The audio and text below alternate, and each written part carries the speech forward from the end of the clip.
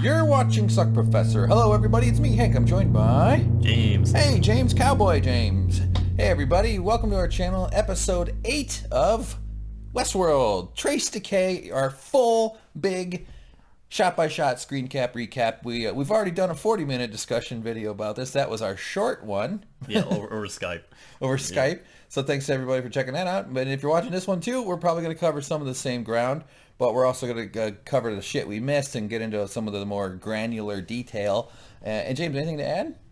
No. That's what I was hoping you'd say. Hi-ya! All right, let's get into the stories. Are you ready? I'm ready. All right, here we go. Let's start it out. The episode opens on Bernard. He, as everybody knows, he just killed Teresa in the previous episode. So here he is doing his debrief with Dr. Ford.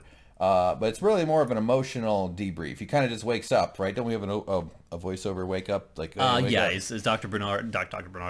Ford says, bring yourself back online. Bring yourself back online. So then it sort of just all hits him. Like he's kind of like, oh, fuck. If it were me, I'd be like, I'm a robot? Why do I need these glasses? And just throw them across the room. Go the glasses. Yeah, but if you're Dr. Ford, you'd give your buddy robot, your loyal, second-hand command robot, glasses to throw everybody off the set. He's got like 20 megapixel vision. Plus he's balding, By the way, this looks like he's sponsored by McDonald's or Batman. Yeah, I think someone pointed out that's called it's like an advanced widow's peak. Advanced widow's peak. Jude Law, right? Jude Law is like totally bald now. Yeah, is he good? Welcome to the bald club, fuckface. So here we go, Bernard. But he's just sort of despondent, and he's just like, oh, God, I can't believe it all did killed her. She's fucking dead. It's terrible. Yeah, it's more so the fact that he knows that he's a killer now than the fact that he knows he's a host. It seems like that's weighing more on his conscience than anything. Yeah. Well, as I said in the thing, I mean, it's kind of like their emotional definitions are more important than their, like, the fact that he's a robot. Like, I mean, you just said that, but, like, they're the way they're programmed is that their emotions are the motivators behind their decision making. Right, and that's something that Ford mentions to him. Is like, and Ford confirms that he created Bernard, not Arnold. Ford himself created Bernard, and he said that he was in a point where he was trying to get from the rudimentary emotions of hosts, being anger, pain, sadness, hatred. Love, that kind of thing, and he wanted the individual shades in between. Right. And he said, that's why I created you, Bernard. I created you so that you could help me do what I couldn't do with the human counterparts in the behavioral department. Yes. And by the way, so they also cut to this shot at one point. There they are back there. This printing scene, we know there was a theory that this was Teresa. During episode 7, it was kind of like, oh, so they're going to cover up. I mean, nobody really knew. We're going to get into this more later, but there's a pretty reasonable case to be made for who they're actually making here. Right? We're going to talk about that in a little while. Yeah, the episode answers the question definitively who it's not. Yes. That's a good way to say it. Also, let me just back up. It's kind of, I wonder if he's thinking, I am squeezing? I am squeezing out 2 cc's of tears.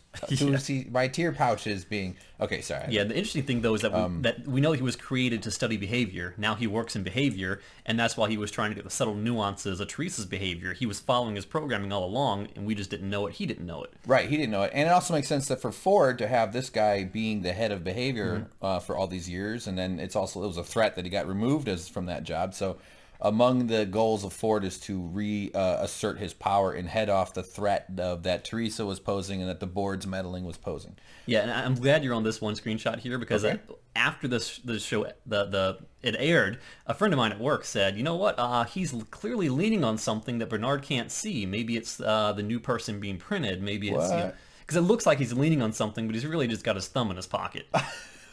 Yeah, that does. It looks like you could Photoshop in like a small child. Yeah. A kid with a flat head. Yeah, it's like, oh, I'm sorry, Bernard, you're just not programmed to see my Lego castle that I keep here. What if it's like Bernard's torso with no legs? It's just Bernard under there? He has Bernard furniture. Yeah, Bernard furniture. But Dr. Ford goes into a whole bunch of stuff in the scene about pain and how it defines you, right? That comes a little bit later. But he does say something that after he talks about the nuances of emotion and things like that, Bernard kind of jumps up and says, I will not help you. I will not, Yeah. And then he, kind of goes and goes, and this is why it's important to be able to control you. He freezes him in place. Yeah, he goes, that's enough, Bernard. That's enough. And he says something that's kind of important. He says that Arnold came to feel the same way you do, and he couldn't stop me either. Right. What do you make of that? Well, it does seem to suggest that there was, we know that there's a conflict between between Ford and Arnold. Yeah.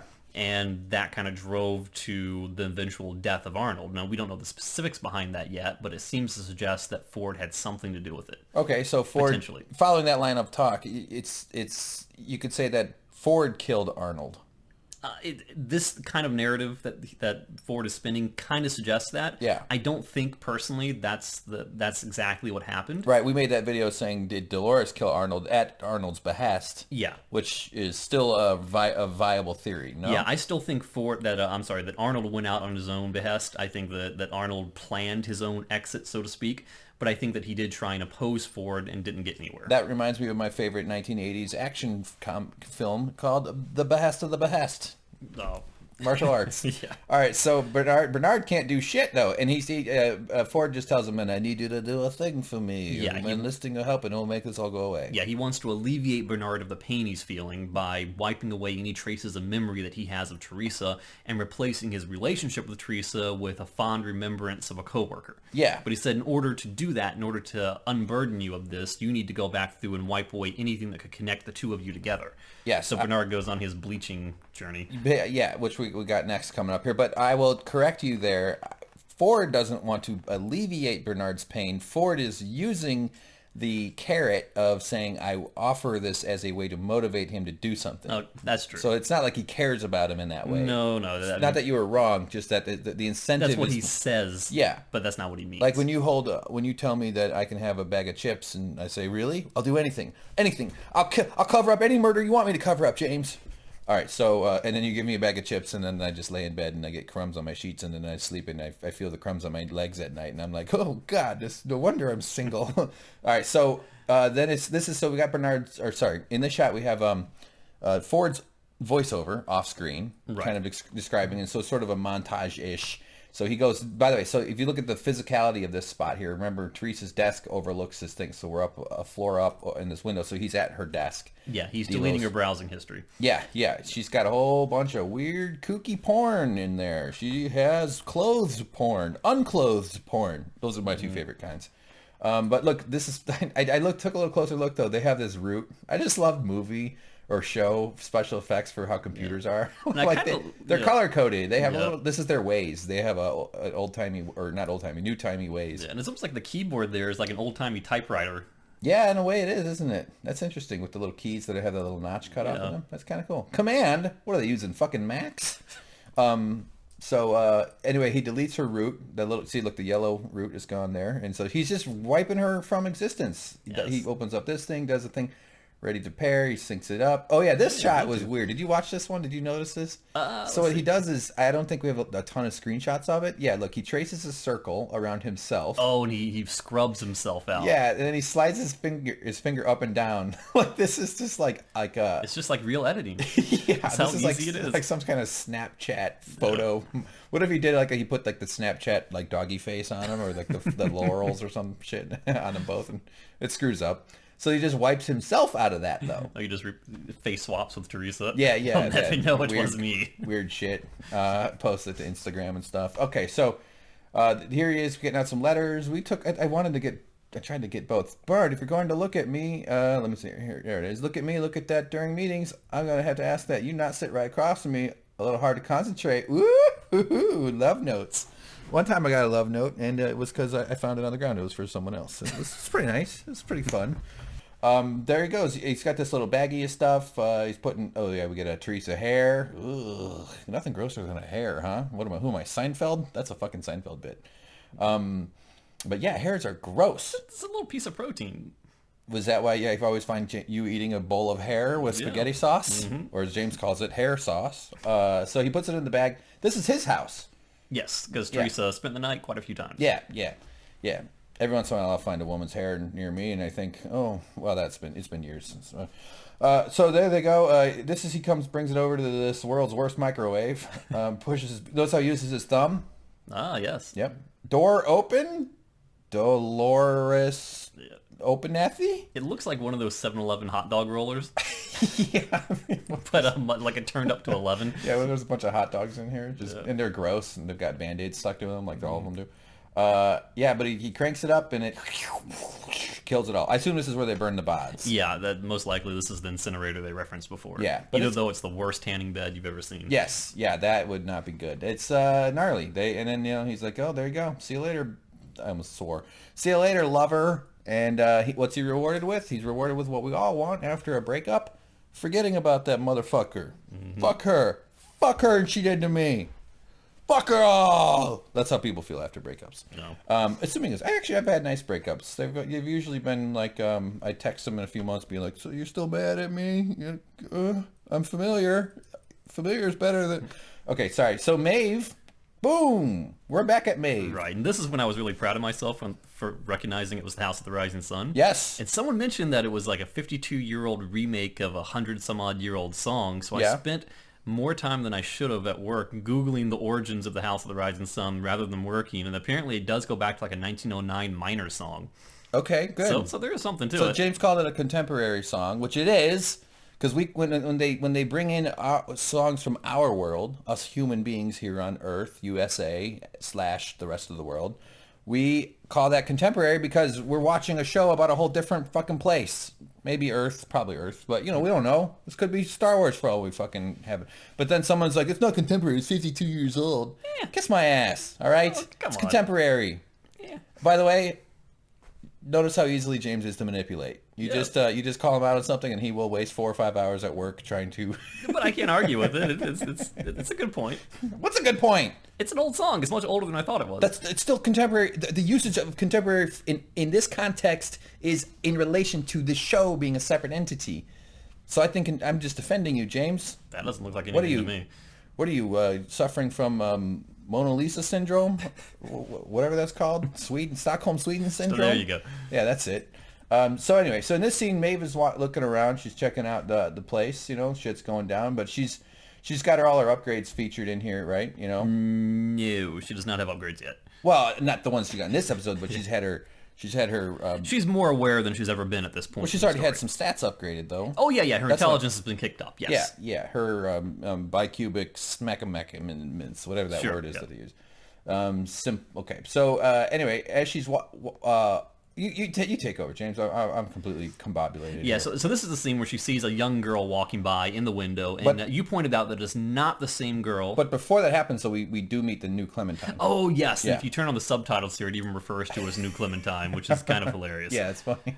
And Maeve is aware of the old Clementine. She still has a memory, even though she's not supposed to. No one else is aware that she has these recollections other than herself. Yeah. So she's having a hard time reconciling that this person that was my friend for so long, Clementine, has now just been easily replaced like a light bulb. Yeah. And I'm supposed to accept that. Yeah. And in this shot, she's like, I should see my national treasures, big boy. And then she goes over here and she's like, look at this. This is just sort of having her standard thing. And just to kind of solidify it, the bartender does lean over and call her Clem. So we know this is supposed to be the new Clementine. So even if the subtitles weren't on, we would know. Yeah. Kind of like when your dog dies, so you go get the same breed and then you just name it the same name. Mm-hmm. Hey, look, it's Dave 2.0, second dog. We did that with my sister. Really? No. New sister, you called her? Okay, yeah. So, but other than that, they're just establishing that it's new Clementine. Now we get to the point where that was actually a scary shot before, like the eyes on the person in the back. Oh yeah, right here. Look at her. Jeez. That looks like Johnny Depp on a good day. Yeah, just bad lighting there. Well, I think it caught the glint. Yeah. Oh, fuck, what's this? My mom's calling. Give me a break. That's outrageous. All right, so Clementine... then she's kind of sick of it all, though. I get the sense that she's just sort of taking it in, but she knows it's all farce. She knows it's all artificial. So I think in her mind, she has other motives in mind, which we'll see a lot more of in this episode. Yes. What her master plan is. Yeah, because she's been, her whole thing has been manipulating Felix and Sylvester and implementing some sort of plan to escape. So we do find out more about it. But then we get a slowdown. Things start to go, like in this shot here. Things are sort of going a little slow. Everybody's, the horrors and the Johns are all going, hey, and then something's going on with the brain. She sees out the window a little girl. Fuck, did I not get the little girl? God damn. No, that's later, right? No, I think she sees a little girl right now. No, we'll get back to this shot though when Ed Harris comes in. I think that's much later though. No, I don't think she sees a little girl in the shot. But that's what triggers her to remember. She sees a girl pass by briefly in the window. I remember exactly that, but I think that I don't think we missed it, is my point. I think it actually happens later. Because this comes up later, the whole killing of her and the daughter. We'll see. Whatever. Who cares? We'll see. Yeah. So we got the little girl hand. This is the memory she's been having multiple times in the show. It all comes back to her. And, it's a nice place. She's just a homesteader. She's reading a little book. They got nice little dresses and shit. They live in a house. Or, hey, life could be worse. And, because this is all just positive stuff. That didn't show any of the violence that comes up later. Mm-hmm. So we will revisit that memory. Oh, yeah, but the violence hasn't happened yet, but I have to go back and rewatch it after we do this, but I really think that the girl passes by in front of the window, because they're showing the window right there, and then bam, remembering... Well, the good news is, James, both of us are going to find out in about an hour and a half when we finally get to the end of this fucking video we're making. So here she is. She's back in her, the lair. Yeah, this is diagnostics. It's not behavior. It's not QA. No. It's sort of like the Geek Squad. Yes, it's the butchery. Yeah. But this is, she's back with Felix and Sylvester. We've seen her last, I don't know. And you mentioned that someone pointed out something about their names that I never picked up on. Yeah. About... Oh, yeah. Somebody said that Felix and Sylvester are cats. They are. I didn't read the whole comment, though. I only saw the beginning. A lot of times, I'm just too busy to see them all. And I'm like, especially this past week, I've been traveling. But I do go read them all. I just it's and it kind of makes sense, though, because you think about Felix. I mean, Felix the cat was the magic little black cat with this magical suitcase you could pull anything out of. And Sylvester was the one who was always chasing after Tweety. Oh, yeah. But it's Felix, in this sense, who was obsessed with the little bird.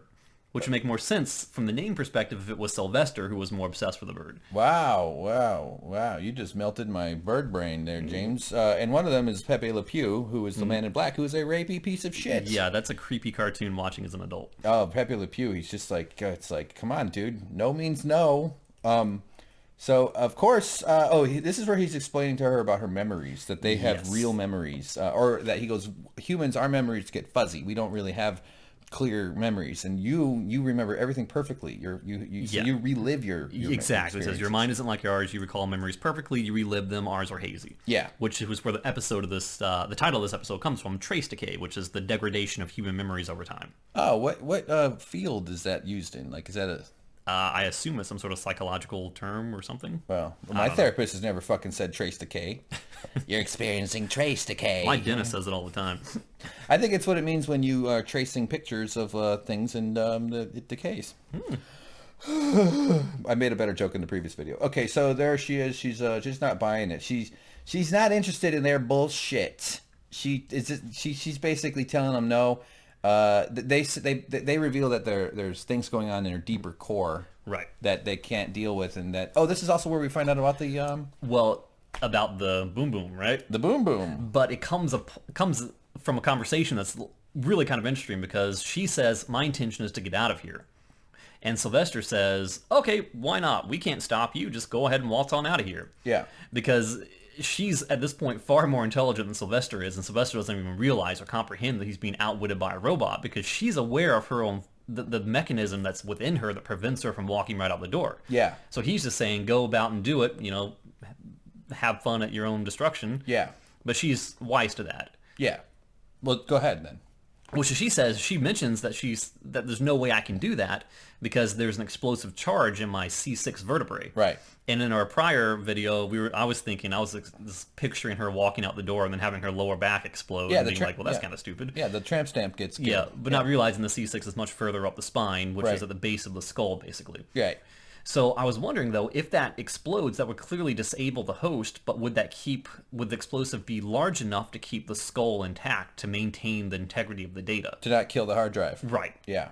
So possibly, yeah. Well, maybe. I mean, the C6 is like center of the neck, pretty much, right? Yeah. I mean, if it's strong enough, it'll sever the head. If it's really strong, it'll blow up the head. I would assume if if you want to maintain the integrity of your data, you wouldn't want to use explosives in any way near it, even if there's a chance it'll survive or it'll you know what I mean? Like. But then again, if this is designed to keep you from escaping the park, if someone gets out of the park and suddenly, let's say there's a truck waiting at the edge of the park, they get out and they zip off. Yeah. You'd want to destroy the data to protect your own IP.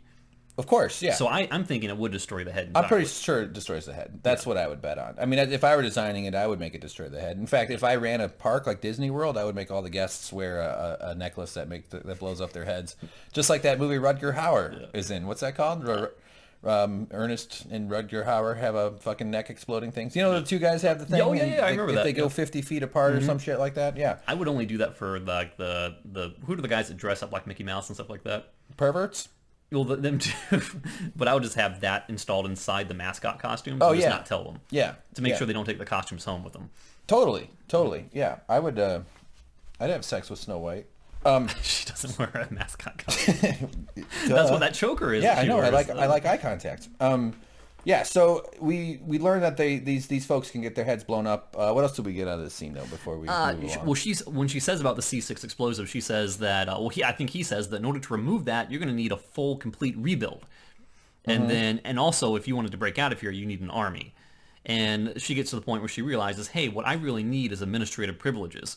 And they're saying, we can't give that to you unless you go to behavior, which kind of leads us into the next scene between Felix, Sylvester, and Maeve. But she says, now it's time to rewrite my own effing story. Yes, I'm going to write my own fucking story. And I'm like, hell yeah, girl. You've been fucked with long enough. These people have taken your daughter. They've made you fuck all kinds of dudes and tell your friends to fuck other dudes and get killed all the time. It's time that you fucked who you wanted and killed your own daughter. If that's part of the story she wants to, I assume she'll just go like be a CEO or something. Yeah, and I'm glad you mentioned that too, because a lot of the criticism of this episode that I've read about is people saying, well, why in the world is Felix and Sylvester being so subservient to Maeve? What does she have hanging over them that she could possibly use against them? Why don't they just brick her and kill her now? Yeah. She knows about Sylvester's little side business with the pervert business with the out of commission hosts. Yeah. I think is banging dead bodies worse than being a pervert? I think so. I mean, that's at least that's like that's the lowest level of hell. I was about to say on the pervert rank. Yeah, I was about to say it's not as bad as banging a dead person. They're just asleep. It's like, well, that's actually way worse. That's I guess they're both. This is a weird conversation. Yeah. But they're also robot. Fuck. God damn it. All right, so that's that. Now we cut to William and Dolores, our favorite pair of lovebirds, interspecies lovers, right, James? Right. Yeah. Of course, the horse just gets the watch. So they're walking. They're heading off into their canyon area. So we're obviously finding out where they're going. We don't quite know yet. But yeah, and Dolores says we're close to home, and she kind of runs off, and we know that she's been trying to get to a place that she's had in her mind, some sort of dream place that she's sketched on that blanket in the train. Yeah. And I think she's seen in the distance what she assumes to be her home. Yeah, right. So, but something catches their eye, and she, they're like, look at him. He's like, oh, God, Lee. But she jumps right off the horse. I was actually impressed with how she didn't even look down at her feet. She just hopped off that horse. I got to look down at my feet when I walk. There he is. He followed her. Like, hey, you want some water? Oh, come on. She just runs off. She doesn't care. She's just in a hurry. Of course, he brings the canteen with him. And what does she see? A beach filled with dead corpses. There's sunbathing. These are sunbathers. Yep. Yes, they are going to be bathing for eternity up in heaven where the light is no UVs. So, arrow attacks. You know what that means. Ghost Nation. Ghost Nation. They're in trouble. Of course, this is not arousing. I guess in the kind of like excited way. But so like, fuck. This leads into a really, really interesting theory that I read about on Reddit. Oh, okay. Which kind of go, and we won't spend too much time on it, but it kind of leads into the whole dual timeline theory. Okay. And we know that back in the original time, hosts were described as being beings made of a million perfect little pieces. They were not organic flesh and blood as they were in the modern times. Right. And of course they have blood, but it doesn't really. They said that they were kind of more robotic. They didn't have the same sort of human qualities, both emotionally and physically, as they do in the more modern models. Yes. And the fact that they've been laying out here baking in the sun, and yet there's no flies. That seems really weird. It's not something that would jump out at you immediately, but the show went to great lengths to show flies in the first episode, so it seems like there's something to that. There's a red herring out there, or maybe not a red herring, but something that would make you want to pay special attention to that. Yeah, so something to do with the flies are attracted to flesh robot bodies, but not to these earlier robot bodies. Right. It's sort of like that first scene in The Beautiful Mind. You've seen that movie, right? Of course. I watch it every day. Where after getting to the end of the movie and knowing, what's real and what isn't, you go back and rewatch the first scene, you're like, holy crap, the birds didn't fly away when the little girl ran up to him. It's one of those things is like, why didn't I realize that before? I think the flies are like the birds in that sense. Okay. That when it's all said and done and all is revealed and the veil is lifted, we'll be like, okay, we should have seen that. Yes. I just keep thinking about mosquitoes. That's all I have to add to that. But I think we should do another video talking about that fly theory, because that's really interesting and it deserves to be separated. Yeah, and I'm nowhere near smart enough to have picked up on that on my own, so thank you, Reddit. Thank you, Internet. Yeah, totally. Reddit is where people read it. Yeah. So yeah, so this is Cupid went on a massacre here. Cupid, yes, this is drunk Cupid found a bunch of dudes that were having a jerk off orgy and stabbed him in the back. Look at that, that's the arrow came. So he got hit in the back. That's not a front one down. That's a back one through. Yeah, you really got to fire an arrow with a lot of force for that to happen. This guy got hit in the chest straight on. But yeah, okay, that fly thing is very interesting. So. Oh, and also this little light flare that's on his belt buckle, that means Haley Joel Osment is somewhere nearby. So she spots something, though. She sees a fella who is still moving around. Yep. He has not yet gone, as the Germans say, kaput. So she runs over because she's a heartfelt, nice person, and she goes, "Oh, hey, buddy, how are you?" And she starts pressing Control-Alt-Delete over and over on his chest. And he goes, "Don't press Alt-F4. Do not press Alt-F4. That'll fuck it all up." Yep. Or he could have tricked her, and it would have been a funny prank. Yeah. And so she says, "Get us some water." Oh my God! And he actually hesitates. Yeah, he seems a little like, come on, what the fuck? It's a robot. What do you care? Well, he's mad at them, though, because he knows that they're part of the ambush that was sent after them. They're Confederos. Yeah, well, that's what this guy reveals. That Yeah. he said So actually, who hesitates? Wait, William or this guy? William hesitates. Oh yeah. But then this guy gives him info. I mean, he still gives him some good intel, right? Yeah, he said that. He said, "How did you know to come after the train?" And he said that a new recruit sent them after a man and a woman on horseback. The new recruit, who we know turns out to be Logan. And which William deduces from. Yes, but he doesn't deny it or anything like that. He says, "We heard about it back in Pariah. A new recruit to the Confederates told us to chase after the train. The man and woman were on it." And this guy says, "My whole life I just wanted to die with a fly on my face, and I will never experience it." Dolores is taking up for him, saying that this is a child. He doesn't know what he's fighting for. He doesn't know good and bad, who's right or who's wrong. Yes. And William is taking a much more aggressive stance toward him. It's like, this man came after us. He came after us to kill us. Yeah, why would we save this guy? He was out to kill us. He would have killed us in a different circumstance. What are we going to do? Try to save this son of a bitch? Screw it. What would you do, James? I would probably try and save him. Aw, you're like a Dolores. Yeah, you should drive a DeLorean. Yeah. you should rename yourself Dolores James after Dolores Ed from Game of Thrones. Great show. So she takes the water. She runs off towards the river, and that's him going, fucking robot killer. Yeah, because he hesitated, I was thinking that when she goes to get water out of the river, that he was gonna like smother him to death or something to kind of show the dark side emerging in his gradual descent into being the Man in Black. It would have been really out of character though if like he had just like dropped his pants and took a shit on his chest or something, or maybe even worse, his mouth, which they call that an upper decker. So there she goes to refill it. I don't like this canteen. It's got no spout. How's that easy to drink out of? Look at that thing. Come on, you need a little sippy cup, tippy toppy. You need a nipple. I guess you need a nipple. You blocked them all out. I did block. I should have blocked this one out. Well, no, it's not there. I don't need to. Maybe you and I can't see the nipple that's actually there because we're not supposed to. Because it's against our programming to see nipples. Boy, it sure gets mine to politely get them to. Oh, man, I gotta get on Tinder or something. There she goes. She does the thing in the water, and the whole water thing is just an excuse for her to go have a reflection moment, just like Alice in Wonderland by the river. Everybody, check out our video. But no, she sees something, and it, of course, freaks her the fuck out, as it would anybody. A dead body. That's exactly her. Yeah, it's really embarrassing when you come to the same party wearing the same shirt, but when a corpse, is like... when you and the corpse are dressed the same is the joke you're trying to make there, James. Pretty good. Yeah. Pretty good. What if she tooted in a little tuft of water, just went... Tuft of water? What do you call it? A spout? A spout? What, a spout can't be... A water can't be a tuft? Is that a hair? Is that only hairs are allowed to be tuft? Usually tuft is like a fabric or a rope or something tangible in terms of fabric. James, look at me. This is me flexing my bicep because I'm about to kill you. How dare you? I'm gonna punch you in the tuft of your mouth, and you'll have a spout of hair everywhere. So there. Anyway, she's dead and face down. Yeah. Is this actually Evan and Rachel Wood? They're just like, all right, lady, put your face down. I'm pretty sure that's gonna be an extra. Hold your breath for a little while. They wouldn't do that to her. But the thing is, she's going into one of her little flashbacks. Yeah. So she's thing going, is, shit! But whose flashback is it? She can't have a memory of seeing herself in the third person, as someone in the comments pointed out from her shorter ones. Oh, yeah. So really, what has she seen? Are you asking me? Yeah. I don't know. I mean, she has a whole existential crisis because her memories are all folding in on themselves in this whole episode. So, that's a great point. Who is she? So, what?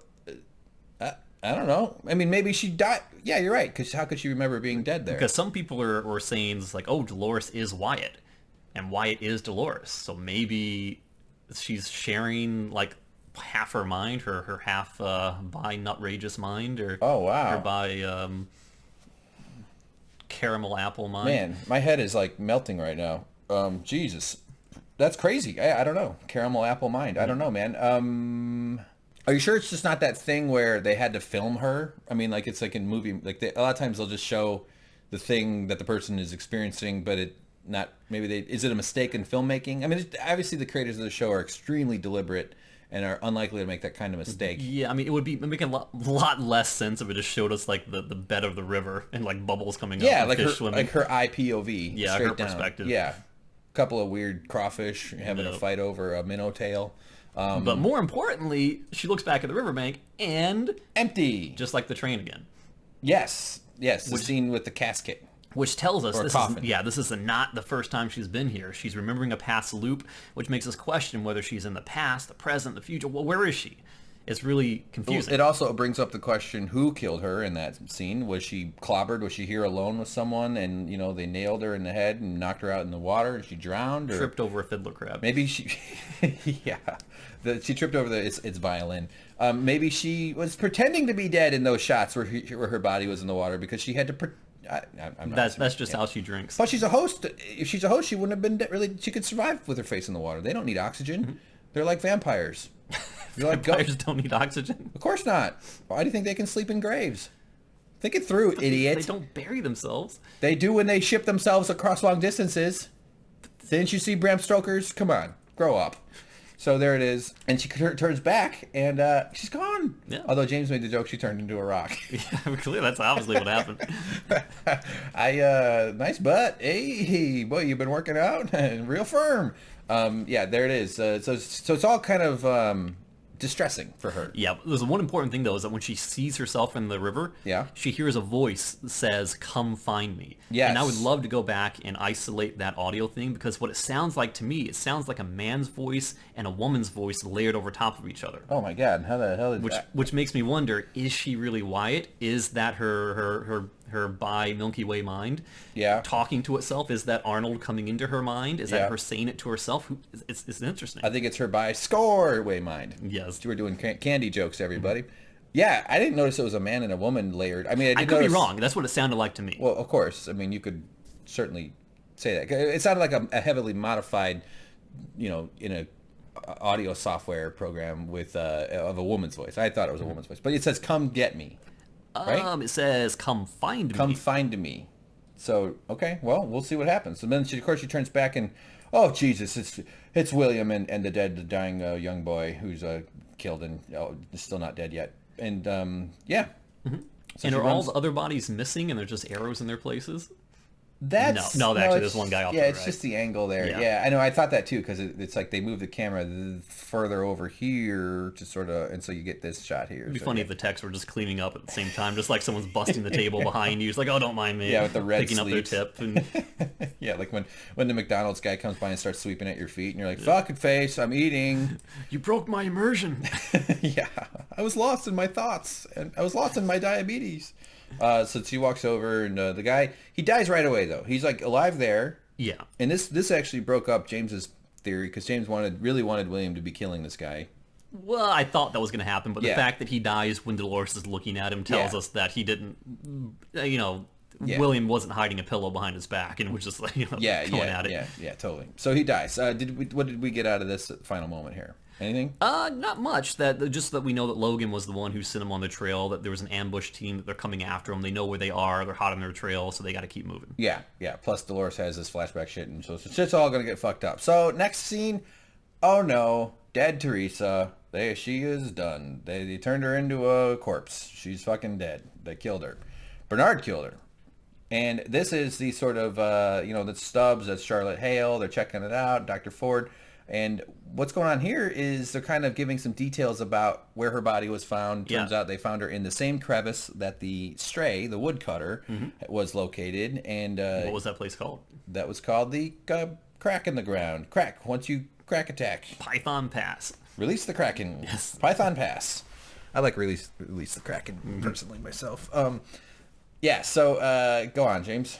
So this is where Dr. Ford is weaving a story, a deceptive story, to the board person, Miss Hale, saying that Teresa must have slipped and fell off the cliff where the woodcutter was found, as you said, and he shows that there was uplink equipment found on her where she was trying to manually do it herself, basically sneak data outside of the park for reasons that are not that pure. She says that over time people have always tried to go and try and for their own motivations to sell information or to leak information to competitors and so forth. And she said that, well, he said that when the woodcutter didn't work, she went out and did it herself. Now, did Dr. Ford suggest that the woodcutter part didn't work, or was that Stubbs who was, of course, just speculating that? It may have been Stubbs. I think it was Stubbs, but it definitely wasn't Miss Hale, because Miss Hale was suspicious of everything that Ford was saying. Yeah, she was saying Teresa was clever and careful, and all of this feels extremely unlike her. Yeah, very loyal to it. Yeah, and she also said that Teresa felt very strongly that it would be best to delay the new narrative. Yes. So she was trying to twist this whole story back in the favor of the board, saying we need to shut you down, Ford. Yes, yeah, and she's also thinking, who stole my earring? Yes. Who stole my earring? I'm missing one. Everybody stop, I dropped an earring. Yeah, so Ford grabs control of the steering wheel again and says, actually, we looked back at that presentation that Miss Cullens, I think Teresa Cullens, gave, and it had QA's fingerprints all over it. And he called it a hoax. Yes, he said it was a hoax, that they had clearly manipulated the core code to illustrate a falsehood that would not have happened otherwise, and that because of this, because of what they've uncovered from this deception, that they need to do a complete re-evaluation of their QA team from the ground up. Yeah. And in the interim, he needs to reinstate Bernard so they can move forward with their current plans for this narrative while QA is in disarray. The big news story update. Right. But Ford's basic posture here is, hey, we got lucky. She was trying to fuck with us, and now it's over. So, and now we got Bernard back. So, like, he gets what he wants, but he also thinks, does he think he's really convincing Charlotte, or does he just kind of? I think he always knows where he's one step ahead of people. Yeah, he knows he's doing a power play. He knows that she knows he's full of crap, but he knows that she doesn't have any cards in her hand that can disprove him. Exactly. Thank you. You summarized that very well. Yeah. So, she does not blind, though. She is not having it at all. You can tell because her face, this is as he walks away. She goes, oh, no. I don't believe that shit, buddy. Sorry. All right. So, next scene, Felix. I like Felix a lot for some reason. Yeah. So he's got her playing Angry Birds while he works and stuff. Because, Yeah, he's got to update his Facebook, so he wants to keep her busy. So she's like, wow, bad piggies. They really are bad. Let's get them. So she's kind of calling the shots though here.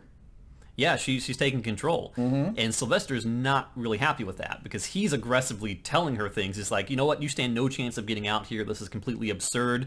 We're not going to follow or do anything that you want us to do. Yep. And Maeve goes into this dialogue about her code, and she's saying, she starts getting all metaphysical, saying that part of her code is old, and it feels like it's part of two minds, two voices arguing with each other, which takes us back to that whole Dolores thing, where it sounded like it was two voices melded, a man and a female. Which makes me think that that's Dolores' mind coexisting with Arnold's mind inside her, or perhaps Wyatt, who knows? Yeah, who knows?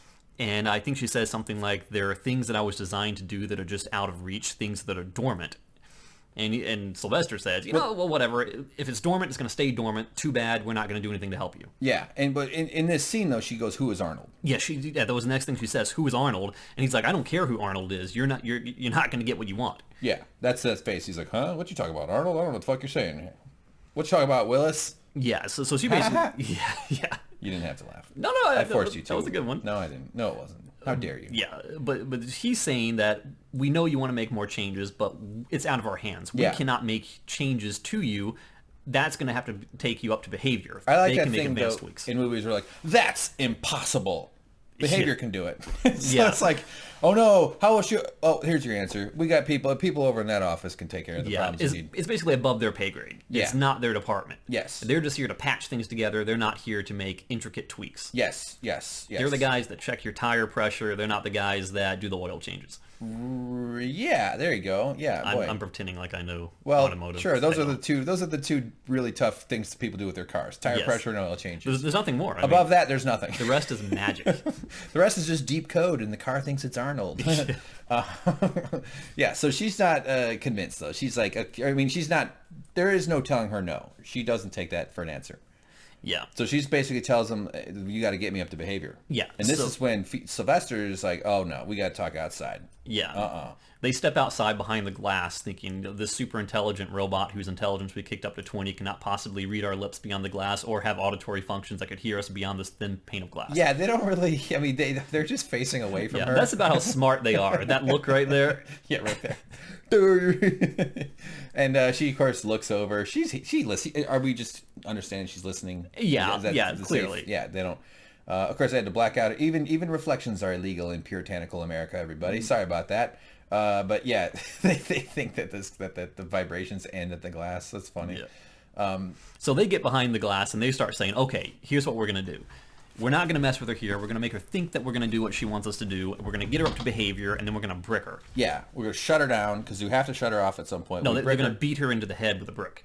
Yeah, that's how it works. Yeah. We're going to make her become a stonemason. Yeah, and the best way to brick her is to update to the new iOS. Yes. To download the Steve Jobs' Hell creation, which is his software. Yeah. So James, I think we're a little confused. But by bricking, they say we're going to get to the software update part, and then she shuts down to do it. And then that's when we wipe her clean, and then we bring her back here, and then we hit her in the head. And he just says this. He says it's just, and then we claim that she came in that way. Yeah. So they're trying. And actually, it's a decent solution. I mean, if they both went along with it, it would work. Yeah, because I mean, there's no way they can look back at security cameras or anything to see that she really came in that way. There's no technology around in this complex. I mean, they're not. Camera B27 isn't watching everything. Yeah, right. No, I know. It's just they're sort of stuck. Yeah, they're sort of stuck. And I can't tell if it's just the fact that these characters are morons or the storytelling around them is kind of weak. No, I don't know. I mean, part of that you could interpret it as, because her initial power over them was manipulating their idiot manhood thing. And she does have that thing, like on Sylvester. She could reveal that secret of his, but she also knows how to manipulate men by touch. And I mean, that's sort of the thing she's been doing. She's sort of programmed for that as the head lady at the Hua house. You know what I'm saying? Yeah. So, okay, so they do kind of consent, but we're not sure if this bricking plan is going to work. That's sort of the point of that scene. All right, so next up, we got a big desert fucking thing with these piles of stuff. Yeah, that's beautiful. I wish that was my view. My view is a fucking tree and some power lines. Every once in a while, a squirrel runs by. One time, that squirrel was eating an orange, and I was like, wow, life truly is a squirrel, too. Well, healthy. He was healthy. I watch him a lot, too. Vitamin C. Yeah, LA is filled with weird fruits. And I'm not talking about... That sounded wrong as heck. Fruits. Oh, man. Okay, so who is it? Teddy and Man in Black. There they go. Ed Harris. Teddy and Eddie. They're off. They're doing their thing. They're looking for... Wyatt, although Teddy's motivated to protect Dolores. Because he believes that Wyatt has Dolores. Yes. Now, did you remember any details from this conversation, though? Yeah, so because Ed Harris makes a mistake. Yeah, Ed Harris is talking to Teddy and telling him things about his programming, about who he is, what his role in the story is. Yeah. And he tells him something that my father tells me all the time. He says, you're here to be the loser. And he says, you see, the house always wins. James, you're a winner in my heart. Yeah. Except my heart is where losers are winners. Yes. Go ahead. So he's basically telling him the story about, it's like, you're going to come back here. You don't get it. You never get what you want. It's not your job to be the hero of this story. You're here to be the loser. House always wins. So that's where that goes. And then they come across the bend and they see something. They see a big stack of dudes. They got a big pile of gross corpses. And what is important about this big stack of corpses? It's not a stack. A puddle. What's a puddle of corpses? Well, you're getting to the theory. Yes. Not your theory, but go ahead. The theory. Before we talked about in the old timeline, the hosts were not human enough to attract flies. Yeah. And you can say, but clearly the ones have blood coming out of them, just like they have blood coming out of them here. But I think that the blood there probably wasn't made in the same way that it would attract. Yeah. Like Terminator insects. had a robot skeleton, yeah. but he also bled. Yeah, but here they go the extra extent. You don't necessarily see flies, but someone in the sound department made it very clear to make the sound of buzzing flies apparent. Well, in this shot, there's like all kinds of bugs. Yeah, you can. zipping If you around. go back like Yeah. 5 or 6 shots, you can see those butterflies. Like one more, 2 more. Are they in there? Yeah, Oh, right there, they they're are. there. No, but there were little zippy dudes. Yeah, you can things see like little yeah. gnats and little thing, but Well, you don't. one of them might have been a fly. Yeah, I didn't see flies. Like a big thick black cloud of flies is what I would expect, but I didn't see that. Yeah, no, but I mean, it was quite bug ridden. Let's not But pretend like it wasn't. and they did go to extra length to put the sound effects into Yes. the buzzing, which is undeniably flawless. Very clear that. Which is in stark contrast to what William and Dolores saw. Yeah. So you'll see more about this in the video we're gonna make about the fly thing, because we definitely got to, unless they totally fuck it up on Sunday's show, or on on episode 9, I should say. Yeah, we'll also, find out. In a way, though, I don't know. Maybe I'm just coming up with bullshit here. This guy is like decomposing a little, right? Or I mean maybe looks like maybe it. we could do a survey of the skin textures of all the corpses and stuff. Good. Yeah, you never know. I mean, he's had a little bit too much taken off the top, Yeah, so yeah. he's not feeling too good. Hey son, how's it going in LA? Good, I made a video. What's it work? Well, I'm evaluating skin textures of corpses from a TV show. Keep it up, son. So yeah, everybody's dead. They're surrounded by gross flies, and it's horrible. Flies are nasty. Yeah, you ever so had you a don't- horsefly bite you on the? Oh, yeah, it sucks. Yeah, I'm surprised you didn't raise them or something. You always have weird animal stories. Yeah, I raised horseflies. I had a pet horsefly. His name was Wilbur. Ooh, there's an arm missing. yeah. I didn't pick up on that. And it is an arm. Yeah. It is an arm. So this is clearly Wyatt's people, because Wyatt's calling card is that he doesn't leave anyone left alive. That's true. Yep. But he makes a mistake. He also forgets all his ropes behind. Yes. Yeah. So there's a woman alive. They didn't get everybody. Huh. Right. Weird. And we mentioned in our shorter walk around or shorter walkthrough Yeah. of this episode that this is probably the most important part of the whole episode. Okay. So because of the reveal of who it is. Yes. Is that why, or is, I think is there so. more things going on? That Because, make it so and here's the important? argument to be made. When I first saw her face, I recognized her as the woman that young William first met when he came into Westworld. Yeah. When he got off the train, she was the one that led him around, let him pick out the clothing and so forth. Offered to bang him in the dressing room. Pretty much, yeah. Yep.